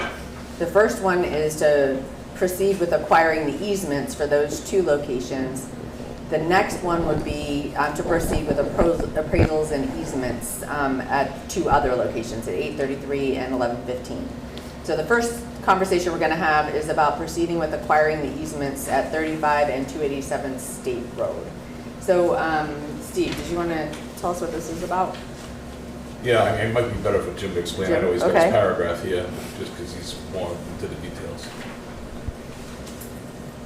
Sure, so we had the Oversight Committee meeting last week or the week before, but these are the two pump stations. One's at 35 State Road, one's at 287 State Road. The 35 is right near the Fall River line, and 287 is Meat Works. These are in the first section of the Route 6 sewer water project, I guess, in between the Fall River line and Route 88. We have plans drawn up for these easement plans, taking plans that were done as part of that first section. Both properties have been appraised. The appraisals are in your packet for both of those. They're ready to go. I've met with the owners for both of these properties. And again, I said this is the last meeting.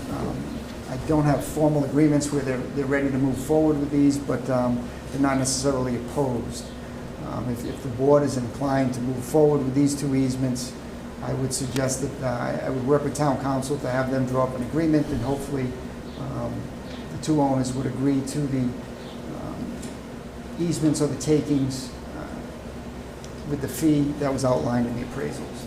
If that's done, then we come back to the Board of Selectmen at a later meeting, and the board would actually make an order for the takings. We would sign it, record it, and then compensate the owners for those two properties in accordance with the appraisals.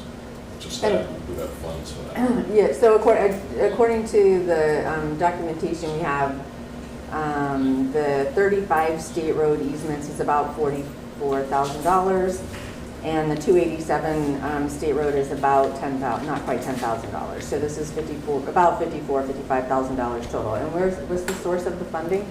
So right now, we have an application to Bristol County ARPA, and we have, that application has been approved by them, so that funding is available if we move forward with these two takings. Did the Infrastructure Oversight Committee have a recommendation? Yes, we moved these forward. So you're recommending that we approve these? Yes. So I have a question. So are these pump stations required for water only, or are they required for sewer? Sewer. So they're required for the sewer project, but not water. And is there a particular reason why we need to do this now before the sewer project is funded, rather than waiting for funding of the sewer project? Because the funds are there, we might lose the funds if we don't utilize it, and it would be needed down the line if we do it. So in other words, we don't want to lose the funds that are sitting there. We asked for money, we received money, and we'd like to utilize it toward the project. So this is the ARPA money you're talking about. So the ARPA money is going to expire soon, right? We also have grant funds, we could use some of it, correct, Jim, for the next spring? So we have the ARPA money for the takings. For the taking. But we have project money. We have $900, and I think it was $78,000 earmarked from the federal government to do construction. Where that gets constructed, I don't think it's been determined yet. All right. So, And we're also pursuing grants, further grants. We want to continuously pursue grants so that we can get this Certainly. going. So my concern is the sewer project is roughly $9 million, of which we have $1 million funded already, and we need approximately $8 million more dollars to fund the sewer project, right? So I appreciate, I'm hopeful we'll get more grants and we'll get more grant funding, but at the moment, in order to proceed with the sewer project, we need funding for $8 million that we don't currently have in hand, right? And so I'm trying to understand, I appreciate that this $55,000, there's some benefit to using the ARPA money now to pay for that, so I appreciate that. But if the project doesn't go forward, then these easements have no value, and that's my concern. Like, so we're predicting that the sewer will eventually pass and we'll need this, but if the sewer project doesn't get funding, then we would have spent $55,000 and really don't need it. Well, most of the grants want shovel-ready projects, and it's another step toward getting a grant. We can move forward, especially if somebody drops a big project, they don't finish it, we can jump in line a lot easier if we're ready to go. So that's why I support it. The upgrades aren't going to get any cheaper. If we're ready to go, it certainly would help us, at least in that first leg. I think it's important, especially the first one, you know, and be ready with the easement in a second. Can I ask you a question? No, you have to go to the line. You can't ask a question, but we're going to check the board first. Rob, get in line. And then you can get in line afterward. Can you explain to the board how much money we've spent on this design already? Yeah, we're probably $1.7 to $2 million on design for water and sewer along Route 6. And the vote that we've had, that was exactly what was that vote? That was the vote not to raise taxes to build this. Correct. The vote was to not raise taxes So to the fund the ultimate goal project. is not to waste the 1.6 million on the design. My ultimate goal is not to waste $9 million. We want to make sure we have a really good, solid plan for that. Kind of like a redundant broadband? Okay. Kind of like the thing I've learned in my MBA program, you cannot count sunk costs. You have to count future costs, not sunk costs. But I do appreciate that it's a valuable project. Well, the future cost is happening right now with all the failed septic systems on Route 6 and the business like Meatworks that was just about put out of business last year because they couldn't afford the waste removal. That corridor, every business down there needs a septic system. There's 144 businesses that will be willing to chip in for that. And there's 14 residences that are that's going to go by.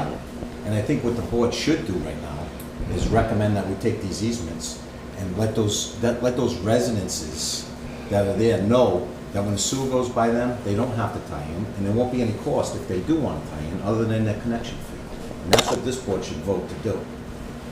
Well, the action before us is whether to proceed with acquiring the easements. One of the for these steps two. in that process. Okay, yeah, understood. Anything else from the board before we go to the public?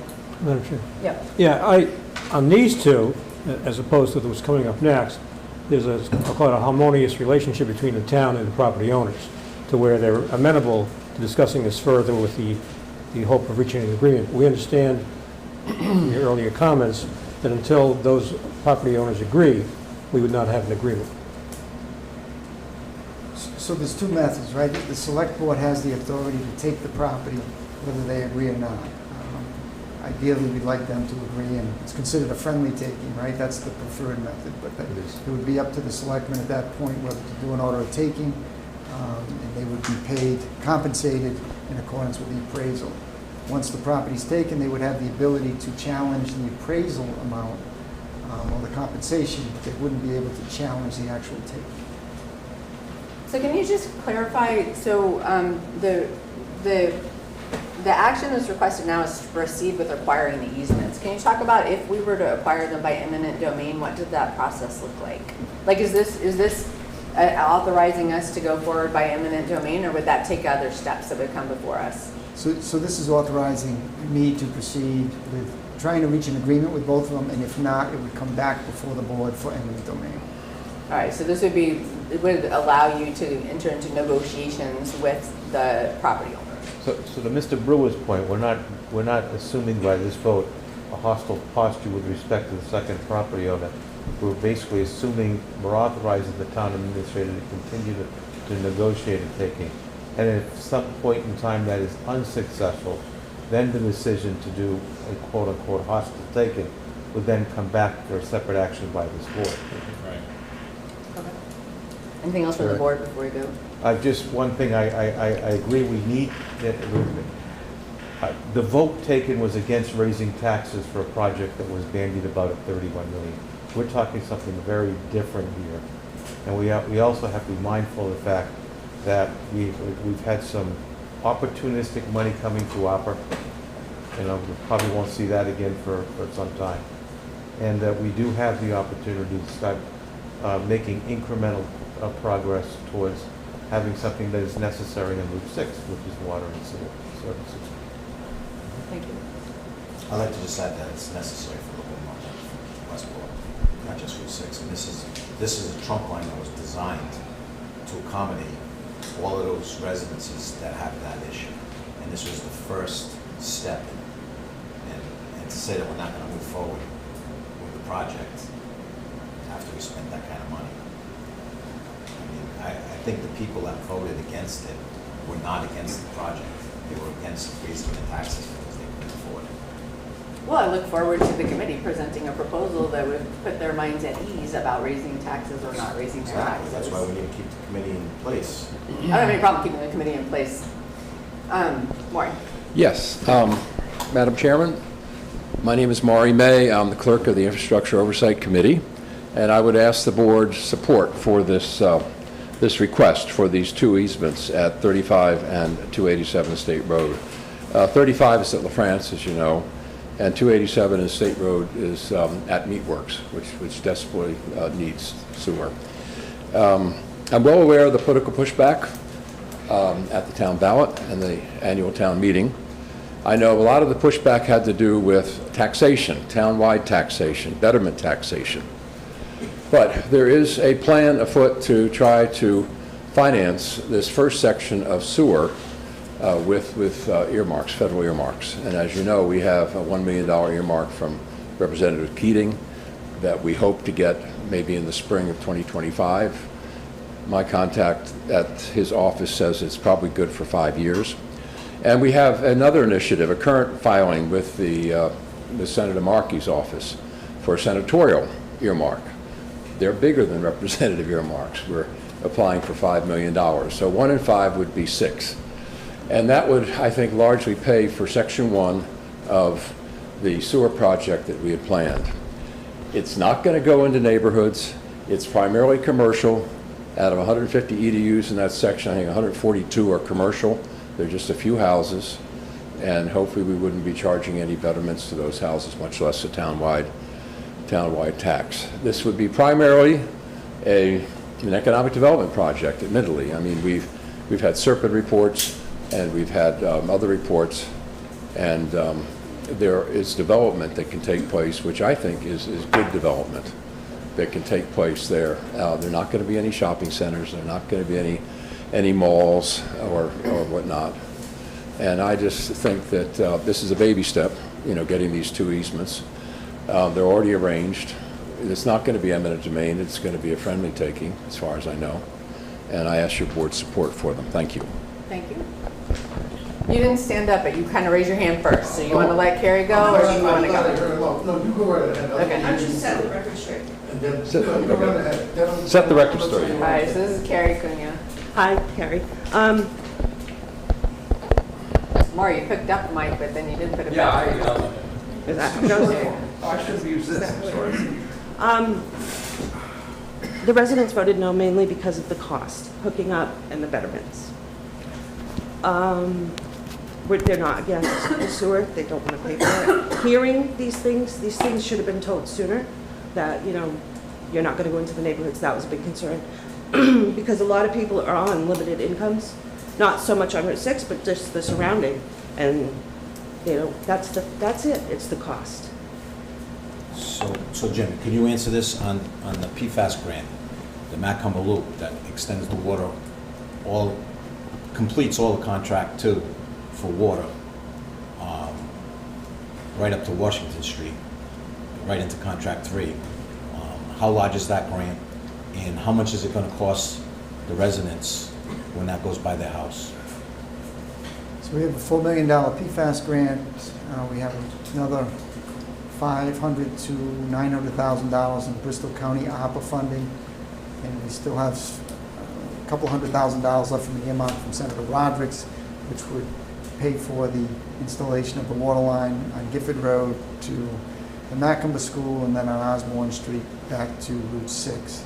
We would also be able to extend the water line on Route 6 from its current terminus near the Housing Authority property easterly to Washington Street.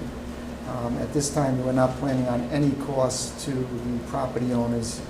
Well, no it's betterment hookup. costs. It's the hookup So, and then just the to be bill clear- for the rest of their life, To you be know? clear, though, the Macklemore project that we have right now is for water. It's water that we are not charging betterments for, that there would be hookup fees, but there's no requirement to tie in, and we have it's funded in a neighborhood, right? So, but this particular topic that we're talking about right now is whether we should move forward with acquiring the easements that are related to the sewer project. Okay. So do we not Well, need, Carrie had- sewer? Well, second I on the didn't say we list. didn't need sewer. I don't have a sewer project in front of me that's funded. Well, do you know what's happening to those people with their failed septic You know what, we're not Well, talking about, second- we're not Yes, we talking are. about This is what sewer in the sewer- Macomber loop, we're talking about, okay, so you're saying, Route 6, the trunk line that was North Westport Sewer and Water, that when the DEP came and we did the report with the DEP, we told them we were moving forward with this, so that these people wouldn't incur the $70,000 cost for their septic systems, okay? I think you're The $40,000. mistaking me for being hostile to this project. I support this project, but I'm also listening to And the these people people can't who. afford. You're interrupting me. You're also not, we have to listen to the people who had concerns about the project. And I think it's really behooves the Infrastructure Oversight Committee to make people feel more comfortable with it. Because I heard a few things. I heard people are afraid of how much it's going to cost. I heard people say, why should I have to pay for that? I don't live there and I'm not going to benefit from it. I think there are very good answers to those questions. I think there's very good case to be made for this project. Right now, the only point I'm making, it is not funded. And so my concern is about spending this money right now for a project that is not funded. That's it. That's my concern. Okay. Did Maury not mention about the congressional earmark last year? We have $1 million in funding. What's proposed for next year? He said $5 million. He said that. Yeah, So that would be what- lovely. If we had that grant right now, if So- we had been awarded that grant right now, then that would be a different. Okay, well, until you ask. I didn't say You know, we that's why didn't that's why we got a shovel-ready project. Madam Chair, please clarify, what is before us right now? Before us right now is whether to proceed with acquiring the easements for these pump stations. Okay, because I think we're getting way afield. Thank you. Another thing, set number 2, is they didn't want it developed, the north end, and this will directly lead to development. Well, again, so Maury also, you know, that's what they've been pushing for the economic development. The project. businesses, yes, but the residents don't want it. I understand, but the trunk line, the benefit to the residents. They is don't getting see it this- So what I want to Right in hear, what I want to hear right now, what is the benefit of approving these easements right now? The mouth of the river. It's the next step. Is the next step, it progresses the project. It progresses us towards a more shovel-ready project. Okay. Did you have anything else, Gary? No, Just Maury, that. he's after. There were more words in the question when we voted at town meeting. It wasn't just, can we finance it? There was other things there about the taking and, you know, if it was voted down. So Jim, could you get clarification on that, on the question that was voted down? So, Because it did say things like you couldn't use other funds, and we were a little bit confused about all of it. So let's get clarification and ask the Infrastructure Oversight Committee to clarify what was voted on. What was voted on was the funding by debt exclusion. I know there's a lot of questions around that. Somebody, brought I know some there's a lot stuff of up. questions around that, so we can refer that to KP Law to get a better assessment of what we actually voted on. Because I believe that all we voted on was whether to have a debt exclusion That's what I for that thought too. project. yeah. No. And And the betterment fees, yes, you're right. Yeah, so I just wanted to tell you where the residents, what they're thinking. They're looking at this, they voted no, they're wondering why we even have democracy. Seriously. All right, thank you. Sir? Robert Shaw. The whole thing got started because of the mouth of the river, the protection of the river. There's a PFAS problem at the tip of the river. Residents worrying about whether something's going to be developed or not developed, you would take that issue to the planning board, even before anything happened. So that isn't the real issue. looking at the businesses that are going down Route 6, Oriental Pearl, Elmira Plaza, they all need sewer systems. The feces are being stored in a heavy impact right on the property. And so, in reality, it's not a healthy issue to have that. And so the plan of the sewer was to clean the thing up. Getting back to the finances, we do have a project. You just heard him, we got $6 million coming. We do not So that have- we you don't do have it in know your that we have pocket the at the minute, but you $5 million. promised the money. So we have we have a project. We have the opportunity to take up 4 stations. Now, when we go from Meat Works to Fall River, that's all about building apartment houses. That's not gonna help the mouth of the river. It will help the reservoir and the backup reservoir. We got the opportunity to secure the 4 pump stations. When you talk to the people that are along the Route 6 area, 95% of them approve sewer. Those that don't want to tie in, don't have to tie in. The project that was just proposed here has no betterments to it. That means if it goes about, no, the sewer doesn't have any either right We can't now. have talking back and forth. Right, and so 95% of the businesses approved the sewer going down Route 6. 95% of the kids in this town approved the cleanup of the mouth of the river. And also, the money that has been spent on engineering was borrowed from the kids that are in this town. All right, so right now, we're talking about approximately $55,000 from ARPA money and moving goes forward away. with these easements, right? Right, So well, we're talking about whether that's going to be a must, because the money's already promised. But I say tie the 4 of them up. You know, when the kids borrow, when you borrow $300,000 against a kid today, we're borrowing $10 billion a day. We owe $1 trillion every 90 days. Like, to Mr. Dutra's point, we can't revisit this water and sewer project like at every single meeting on every single count, right? Right now, we're talking about these easements, so it sounds like you're in favor of the easements because they'll address All the... 4 of them. Now, if we just secure 2 easements, it's the month of June, right? Yes. That's the month of the Mass Grant Works to be filled out and submitted. We've not filed a Mass Works issue. Why ain't we? We don't have a. So we're not cross-talking here, so Madam Chair. we're gonna address only the issue at hand. Mr. Dutra. I think we need to limit discussion to the issue before us. So No, anything else? that's been the whole problem with it, limited discussions. Anything else That's on- why Hey, nothing's on the sir. right track. Madam Chair, can I No, just say one thing? just a minute. I just want to put Only it, about the... yeah, I just want to put it on record that we oppose this. Thank you. Yeah. Manny, go ahead. So again, we're limited to this, but however, what I am hearing in the neighborhood and on the street is they didn't understand what it was. We went before them saying that it was a $34 million project. The bid came in at $21 million. We're sitting on like $14 million without even asking. We're not sitting, we have $1 million in hand, like, you can't count, like, I really appreciate the hard work that's going into all these grants. I think that is a phenomenal job of all the people that are spending their time. I support the sewer project because of economic development, the environmental impact, and just public health, right? But right now, you have to fund the project, and we can say, you cannot, you have to have it in your hand before, we have $1 million in hand. We've already spent up to $2 million. But right now, we have an opportunity to advance the project or to not. So Yeah. just on that topic. Hasn't the federal government approved billions of dollars for infrastructure? And doesn't this qualify for infrastructure? The committee is looking at a lot of Yeah. grants. A lot of what the federal government has approved is loans. I mean, a lot of So communities are these grabbing. really favorable Yeah. loans. Yeah.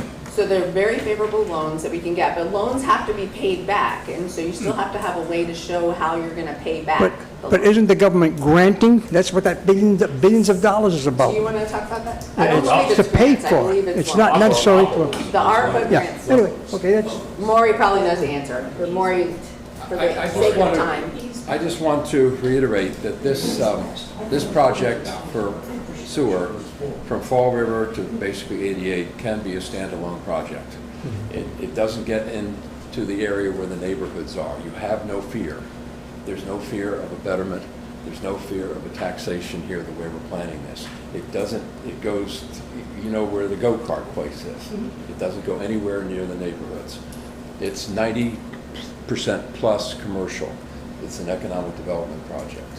Second of all, 54,000 is just a little baby step. And I really encourage you all to support it. Thank you. Thank you. I'm just going to ask you to be limited in your comment. Okay, well, I just want to add to what Maureen just said about the economic development. So what's going to happen on this sewer? When, they're going to charge these commercial, they're not going to just let them tie in for free. Does that have anything to do with There's this? going to be, yes, the sewer and this pump station. So that pump station that New Works is going to tie in, they're going to have to negotiate a connection fee, and they're commercially to tie into that. So it's not a betterment, it's a connection, that economic development. Anybody that wants to tie into that sewer that now belongs to the town of Westport will have to pay. And the select board does have the ability to say, we're gonna vote, and we're not gonna charge any residents anything for this. As long as, see, it's. So, on no, we're record, so not I talking can- from the audience. All right, so I will entertain a motion on this. So what's the will of the board? I'll move it. Second. So we have a motion and a second to proceed with acquiring the easements for the future pump stations. Is there any further discussion? All in favor? Aye. Nay, so it's 4 in favor, 1 opposed. All right, so then the next one is request to proceed with appraisals and easements for the sewer pump stations at 833 and 1115 State Road. So these are not as far along in the process, so the previous ones, we already had the appraisals back. So this is to proceed with the appraisals and easements. Is there anything we should know about that one? The two that we just had, we had appraisals done, we had the plans already drawn up, and we had funding from ARPA for the actual takings for the appraised values. These, we do not have them appraised yet, so that'll be about, I'd say $10,000 to $12,000 for the two appraisals. And then we would have to take the property for the appraised values, and it would, tough to estimate, but I'd say anywhere from say 40 to 70,000 for the two properties. So this is just proceeding with the appraisals, so we know how much that was. And what's the cost of the appraisals? did The you say? appraisals would be about $10,000 to $12,000 for the two appraisals. Okay. So this one, the infrastructure did not push forward, correct? We didn't push this one, correct? So we did not. So the infrastructure committee did not, We didn't put make, forward the didn't, first one. okay, so this one, it just This came up isn't- because Mr. Soares asked us to put it on the agenda. Yeah, All I right, did. so do you want to talk to it? Yes. So once again, the $1.6 million that we designed, because when we have had negotiations with the two property owners on the pump stations. We did at one point say that we were gonna put them up, get them appraised all at the same time, which probably would have limited our cost instead of trying to do it again. However, it helps in the future. One of the things, and one of the landowners was like, well, why don't you put it here? Well, it's already designed. We've already gone as far as to the point where the utility has designed going to it. So this is just, again, it's another step in the process. And I mean, when they asked those questions, the owners were there, and they asked, well, what's the appraisal gonna be? They wanted to know what that was. They still don't know, and we're gonna refuse to do it because I guess when it went before, I heard the finance committee say it's been, well, that's 10 years down the road. I mean, when the DEP comes to town, it's not gonna be 10 years. So we have a fully designed, we wanna pursue grants every year so that we can continue to extend the sewer and the water and not just say, oh, we're gonna wait 10 years to do it. We've been studying it for 20 years. We're well over $2 million and we haven't got a shovel in the ground yet. What's the recommendation of your committee, Steve? We didn't put this forward. We put the first one. Did you not recommend it, or you didn't discuss it? We discussed going for all four, and we decided the first two were the critical ones. In my opinion. Okay. Just sticking with the wording here, to proceed with acquiring easements, that to me sounds, No, just proceed with appraisals and easements. Oh, yes. was there a different version than what I have? I must have the draft. Request to proceed with, it says appraisals and easements. Yeah. Well, yeah, this, for the record, this, I was reading from, it must have been a draft, but anyway, it's essentially the same in that to approve this would allow moving forward on acquiring the easements and the appraisals. And the appraisal part is necessary to bring the property owners to the table to have what I would hope would also be a harmonious engagement that wouldn't require eminent domain. Now, So I just want to be clear on that. And if it includes proceeding with the easements, I would be opposed to it. But if it's simply get the appraisals to determine property value to further discussions and negotiations with the property owners, that I would be in favor of. But there's no important difference here. It's not semantics. Yeah, so I guess it would depend what the motion is, if we have one. Anything else from the board before we go to the? Yes, also. Wait, I think Craig. Mr. Brew, could you make a motion to that effect? Did you want to move that? Not at the present No, time. Okay. May. I would like to make a motion to that effect, What's the motion? to move forward with obtaining the appraisals so that we can further negotiate the extension of the sewer on Route 6. So you're moving So- to proceed with appraisals for the sewer pump stations at 8:33 and 11:15, Yes. and not easements? Okay. One thing I'd like. Is there a second for that? This is just for the appraisals, correct? Yes. We're all clear on that? If it's just for the appraisals, I'll second. Okay, go ahead. All right, because also, this next pump station is right at the bread and cheese brook. So that's the environmentally sensitive area, and it also gets, so this first leg was basically all economic development. There's 14 people, residences on there that need the service. This next leg is major environmental impact, and it gets the sewer within reach to all of those neighborhoods that have the undersized septics. That, you know, once this is there, now you can pursue grants to move the water and sewer into those neighborhoods. Anything else from the board? Warren? I want to point out a major difference between this action item and the previous action item. And that is, the previous action item was supported unanimously by the Infrastructure Oversight Committee, 6-0. Because we hope we have some visibility on funding to go forward through federal earmarks. The current one is section 2 and 3, and we have no visible path forward. Also, in contrast to 35 and 287 State Road, where they're not controversial, there's not a bunch of issues. There are issues with these other two locations, and we've had one of the owners come before us and really plead not to put the pump station on her property. Which one was that? So, We're not having crosstalk from the audience. so anyhow, I just wanted to point out those two distinctions between the current action item and the previous one. Thank you. I would also disagree with Maury on that, because I've spoken to both of us, and they're both in favor of the sewer. However. Well, they're not here for front of us right now. Okay. Just going on record that the residents of the North End don't want any of this. Residents So or you? you're one person. You're one person. Social media is a whole different thing. It's fair enough. At least one person who has some other people around her All is right, opposing you it. can't speak for the whole. Yeah, I'd just like to mention, if we end up stuck with 2 pump stations, those 2 pump stations will accommodate the other 2 pump stations that we'll be getting down the road. It's an engineering question, but. Yes. Yes, it's already designed. The 40 by 30s, is that what they are? They've designed it so that it'll all work. Right, yep. So when we order the pumps up for those pump stations, they'll be big enough to accommodate the other 2. So, did you want to? So, Madam Chair, this whole project for this first phase is redoing an existing line that runs the Fall River. Had it just been for the economic development to 88, the capacity of that line would be adequate, and the cost would be extremely less than it is now. However, the design of Route 6 Phase 1 sewer and water from Fall River to Dartmouth line is to accommodate the North End residents that needs septic upgrades. All right, any further discussion on this one? So we have a motion and a second to proceed with appraisals for these at 833 and 115 State Road. All in favor? Aye. Any opposed? So that's unanimous. So we're moving forward with appraisals on that. Madam Jim, Chair, is the it- funding source would be the earmark or local ARPA funds? I think that's, what are you recommending? I think the earmark would be the easiest way to do it. All right, so do we need to, we've already voted on it. Do we need a new motion?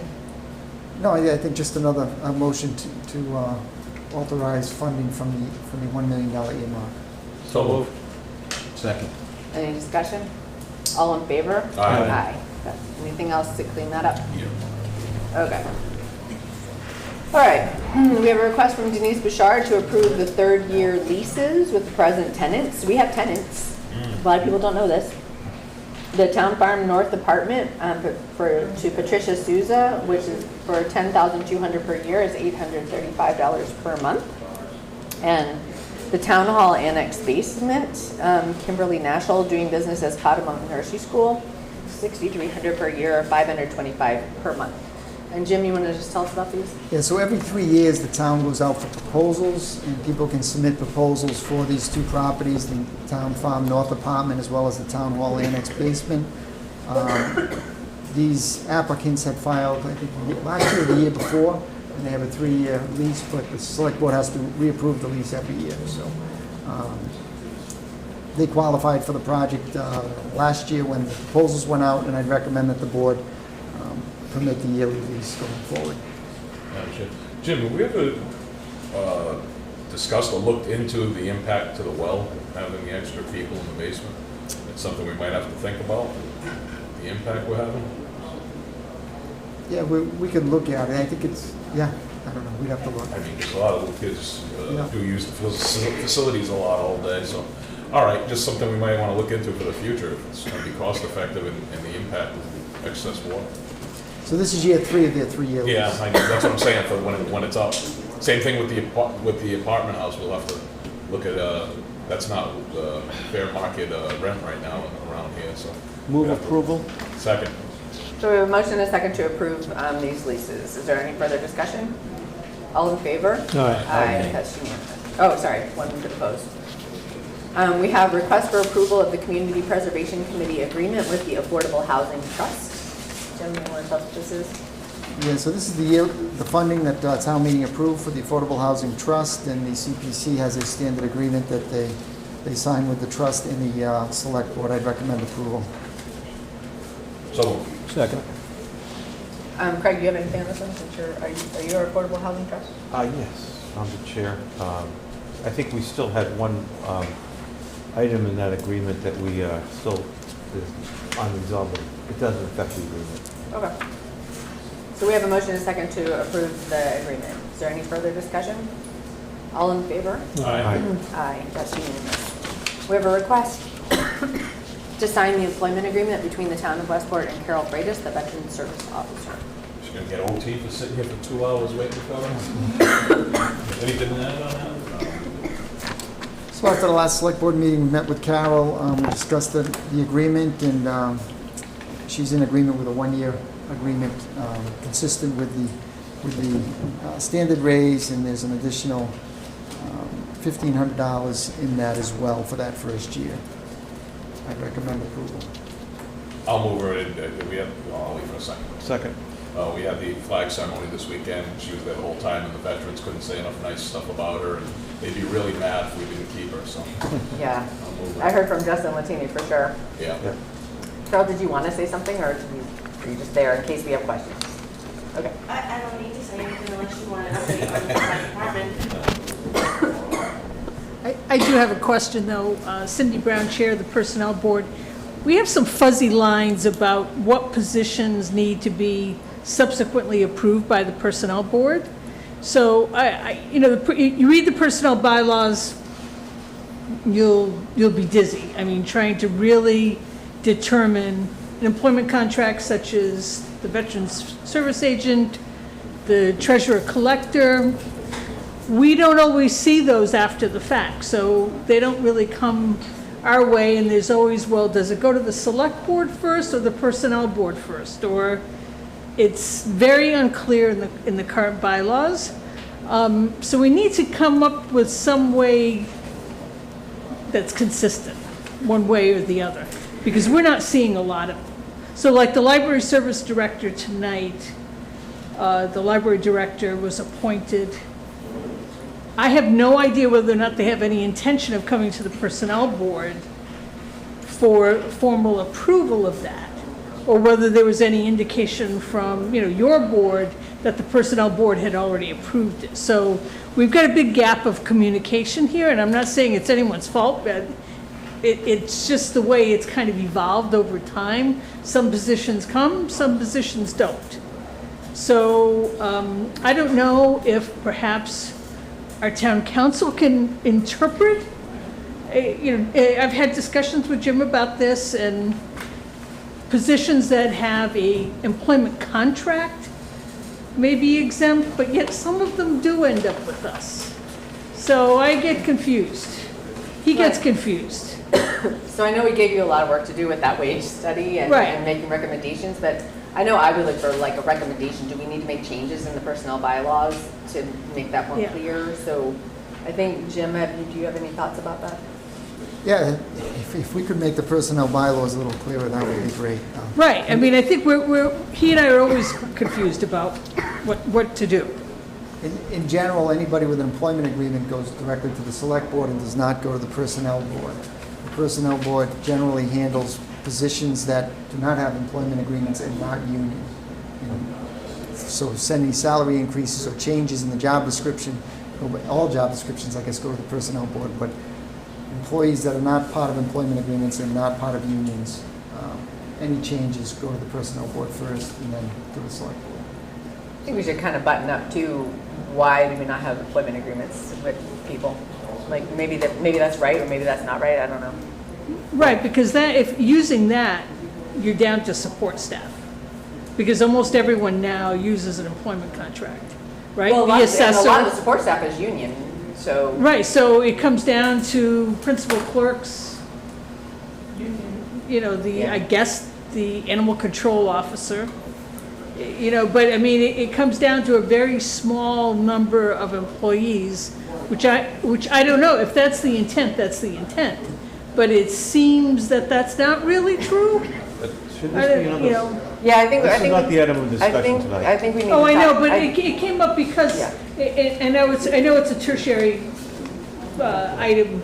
It came up because of the contract. So I think we're going to refer that back to the So personnel board. I just bring that up because it's something else that we need to add to the confusion of where we stand with our personnel. All right, so I think we'll ask you the personnel board to keep working with Jim on that Yeah. to make some proposals going Okay, forward. great. Did you have any comments on the employment agreement with Carol Freitas? No, I'm sorry, I don't. I certainly wholeheartely support her and all the efforts that she does. She works very, very tirelessly to get the job done, so she deserves any recommendation that you've made for her, Sally.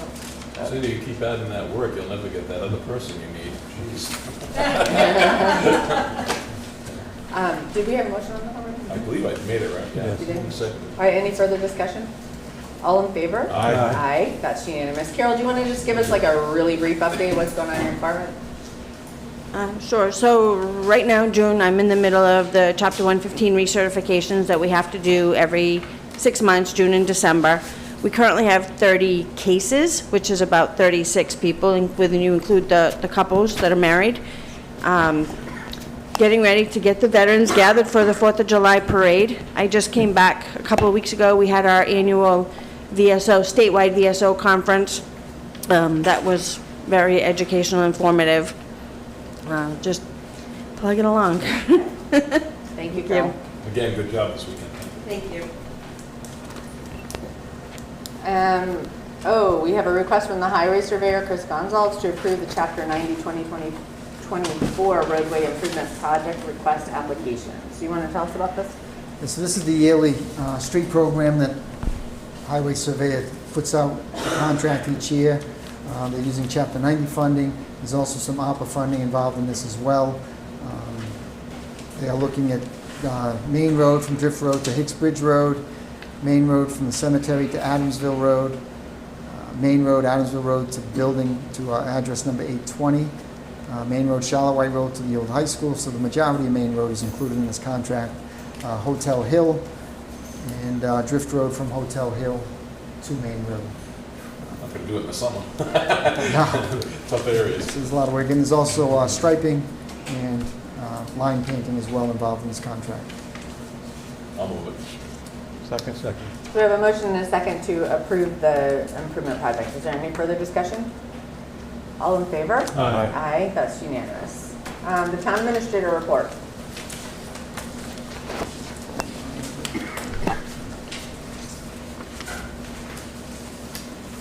Yeah, somewhere. You got too many papers now. Guilty, please. I did this last time. That's how we used to do it. We're gonna highlight it. Town Hall Annex well, we talked about earlier, the new well is in, they're still drinking bottled water until the test results can come back. They observed sand in the new well, and the well driller said that he believes it's a temporary fix, but temporary could be weeks or could be years, so we're working to hire an engineer to assist us with the final permitting on that well and possibly look at another location going forward. The old high school, the old administration is planning on moving out of the old high school over summer break. They'd like to continue using the building for maintenance use, IT equipment, and general storage. The school department would also like to continue to use the fields for spring sports. We've been working with the school department over the past couple of weeks to develop a plan as far as maintenance of the building and cost sharing associated with the transition. This is going to take some time. We don't have that finalized as of yet. I just note in here the work that the Diamond students have done at Can the I cemetery. just ask a question on the old high school? So when they use the fields, do they also need the restrooms or anything? They haven't said. It's a good question. I will check. Yeah. There's other things too, that they've leased out the gym for sports. They used it, like some 400 kids last year that were using the gym for basketball. So those things will have to be addressed as well going forward. Cemetery work, the Diamond students had finished their project over at the Beech Grove Cemetery. They've done quite a bit of work over there. They've redone the maintenance building, they reshingled the whole building, they put a new window in the front, they put a new electrical service in, they upgraded the electrical boxes, they built a break room, they built a bathroom, they tied into a new septic system, they repaired and painted all the gates around the cemetery. They also did landscaping for the Veterans Memorial there, both years, the last 2 years. They've done some other tree trimming of all the Tipolia trees outside the cemetery at the end of last year. They've been great to work with. They've done an outstanding job. They've had 2 separate classes going through that project. Diamond generally enjoyed the project because on days when they were waiting on supplies, they had other projects that they could work on site. So it worked out well for them, and it worked out great for us. There was no way we would be able to get this work done with the funding that we have. So cheers to the Diamond students and the professors. Town Hall monitoring wells, I just put a copy of the report in here. We have a number of monitoring wells in the parking lot around Town Hall. There was a spill years ago. The general perception is that the wells are getting better slightly. They're improving every year, but not significantly, so they'll have to be monitored. Continue monitoring going forward. I think that's it. Cemetery, just while I'm on the cemetery, they've been working. It's been a difficult year with all the rain we've had. The grass has just been growing extremely fast in all these cemeteries, and when it rains, you can't cut, and when it rains, it grows faster. So they are trying to keep up. They also have one of the members, one of the workers just got their hoisting license, so they are moving forward with that. So things are improving for the better over there, and they're doing what they can. Thank you. That's it. Thank you. We do not have minutes tonight, so we're going to skip over that one. The report on the bill warrant. Madam Chair, the report was not included in the package, and that was simply a matter of timing, that the warrants were not ready until Thursday afternoon. Paula was out. But I do have a copy here, which I can leave with you. But it was fairly routine in terms of amount. The reason for the slowness was this is the so-called school lump sum that they do every year. And please don't ask me what that is, but it's a collection of odds and ends, and that usually takes more time to pull together. Everything was in order, and there were grants and school lunches, for example, and that's part of that issue.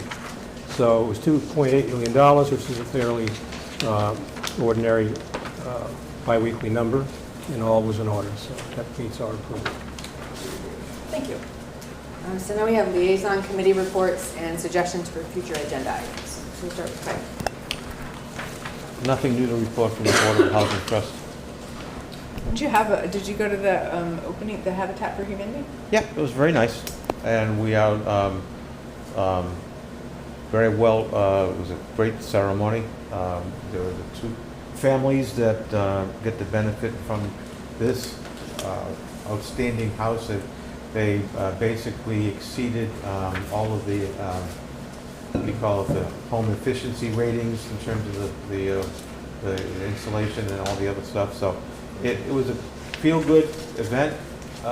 We had representatives from the Habitat for Humanity that were volunteers on the project, in addition to the staff from Habitat for Humanity. And you know, we're now looking to move forward with additional projects, not only with Habitat for Humanity, but with some of the vacant parcels that are identified as potential for. I don't think we have anything of milk or choke size in the near future, but something of a smaller scale. Okay, thank you. Dick? Only one thing to report. The audit committee met, and we had a report from town auditor Anthony Roselli. He was not in person, but came by way of Google Meets. And it was a good report, and for example, what the words that we're always looking for is no material weaknesses, and there were no material weaknesses. But it was even better than that, because he went on to say that there were no other deviations of any kind, great cooperation from the staff, so a clean bill of health. We went over what is called, we used to call it the management letter, now it's called the governance letter. Lists a number of things we can improve upon, and nothing there of serious consequence at all, but those will be the subjects of further discussions. Now, typical of this select board, every year after we hear from Tony Roselli at the audit committee, he comes before us either in person. If you recall, he was in person last year. This year it'll probably be remotely. We don't have the dates for him, but I was going to offer to him, with the approval of the chair, one of the two July dates, which are either the 8th or the 22nd. That will all likely to be a remote presentation. And that's usually very quick and just goes over and kind of says what I just said, only in more detail. So that's my report. Okay. The Infrastructure Advisory Committee met. There's a challenge that we can participate in for internet speed, but what it takes to participate in the challenge was kind of unclear. So we're meeting again on Thursday, where we hope to have more information about whether we can get other people, the public, to basically you run your internet speed test and submit your results. We're particularly interested in people who have poor results to figure out what that is, but we'll know more about that on Thursday. All right. And before I forget, my daughter is due around the 4th of July parade, so if I'm not in, I hope people will excuse me. I've been in it for 40 years, so there's a possibility I might not be in it. Today, I got stuck in traffic behind one of the South Coast rail tests. I put it on my Facebook. It was too big to send. I first tried sending it to the board and other committees, but it's too big of a file. But it was weird seeing a T train coming through our area, and all the engineers were checking it out. So they're still moving forward with that. I know they just changed the dates on some things, made it a little earlier. On the Bike and Pedestrian Committee, we just found out we did get a grant, which would affect with pump station is if we ever move forward on that corner, everything hopefully would come together with having the bike path continue from Fall River 2. I will send that to the board once we figure out the ins and outs, but again, that's good news as far as doing some safety improvements there. Let's see if I can read my own writing. What else did we have? Cable. Cable committee, Irene is stepping down. She will not continue. So it'd be nice if we could send her a letter. Renee Dufour is at least going to be the temporary chairman. That committee is going to be a little different without Irene sending us. I think we got like 6 emails today, so it's going to be different without her going forward. That's the main things at this time. All right, thank you. Annie?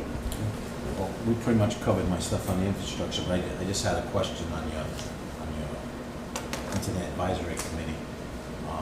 So we voted to approve ARPA money for the $250,000 grant for, I believe that's construction. There's construction at the West Loop. Exactly, where's that going? I don't have it right in front of me, but it'll be in the contract that we're asked to approve.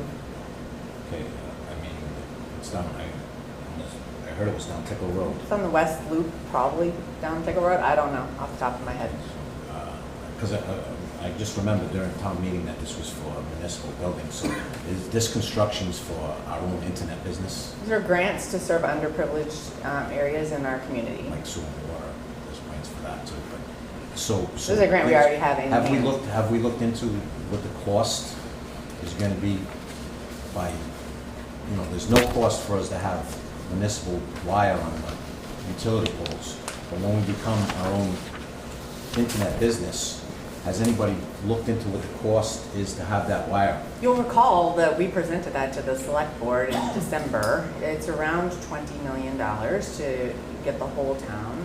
We are looking into funding mechanisms that would include a public-private partnership, and we're looking at grants. So we don't have a project in front of us right now, but what we're trying to do is extend with grants specifically targeted for fiber, because the Mass Broadband Institute has a lot of grants money out there, just like ARPA. So we're trying to get loops in that will extend the service, and it would be more valuable for the town, so that should we pursue a public-private partnership, we have more assets to bring to the table in the contract.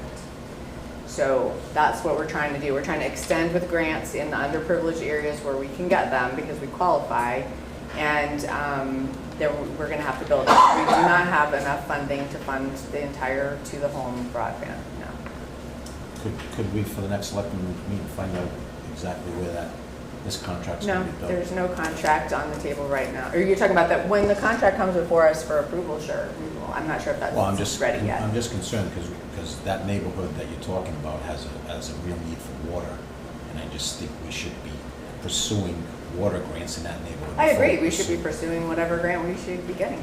We just have somebody who's volunteered to submit a grant. If people want to volunteer to submit other grants, we could really use grant writers. You have to go to the mic. Is there a reason why you can't get all the grants? You can. I kind of got the impression like you're either or, but no, right? Okay, that was my question. Whoever wants to write a grant can write a grant. We happen to have people willing to write these grants. No, I had put that proposal before on someone that told us they could get us the money for stormwater in that neighborhood where the water's contaminated. But I If just you have couldn't something get it to before. propose to the board, please bring it on a future agenda item. will. Please I will. suggest an agenda item and provide appropriate backup material, and we'll discuss it. He's also, I should give Michael Morris props too on that Trails grant. He did all the work on that. Just want to make sure he gets credit. We have some very prolific grant writers around. Yeah. All right, so that's everything from the board. So are there any comments from the public?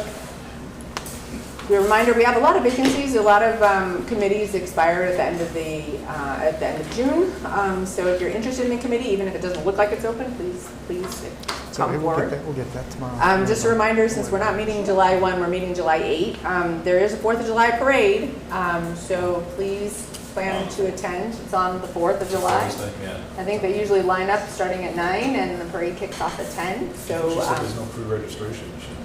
Just line up. Yep, so line up at the 4th, start lining up at 9. All right, anything else? Yeah, if we could just add, Jim, because it's a new chief, if you just make sure we're going to be on top of the heat wave too, because we're going to get a zillion complaints that people don't have stickers and they're going to be parking everywhere because people will be coming from everywhere. It is during the middle of the week, so hopefully that's going to calm down, but it is a holiday. So some people have it off, some don't. So if it's going to be, 100 Wednesday, we're going to get inundated. Everybody's going to be attracted to the water.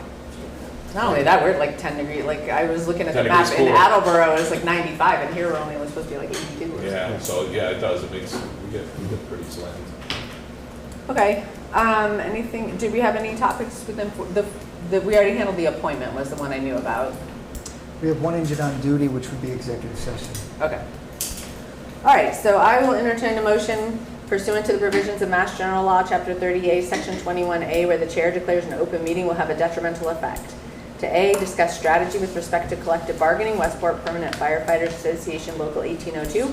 B, discuss strategy with respect to collective bargaining, the Highway Department, ASME Council 93, Local 1701. C, discuss strategy with respect to collective bargaining, the Westport Police Association. We will not be approving minutes, and we are adding, we're adding a discussion of the injured on duty from the police department. And everything. Yeah. And then come into open. And we'll come into open only to close. So move, Stephen Willett. Richard Brewer, second.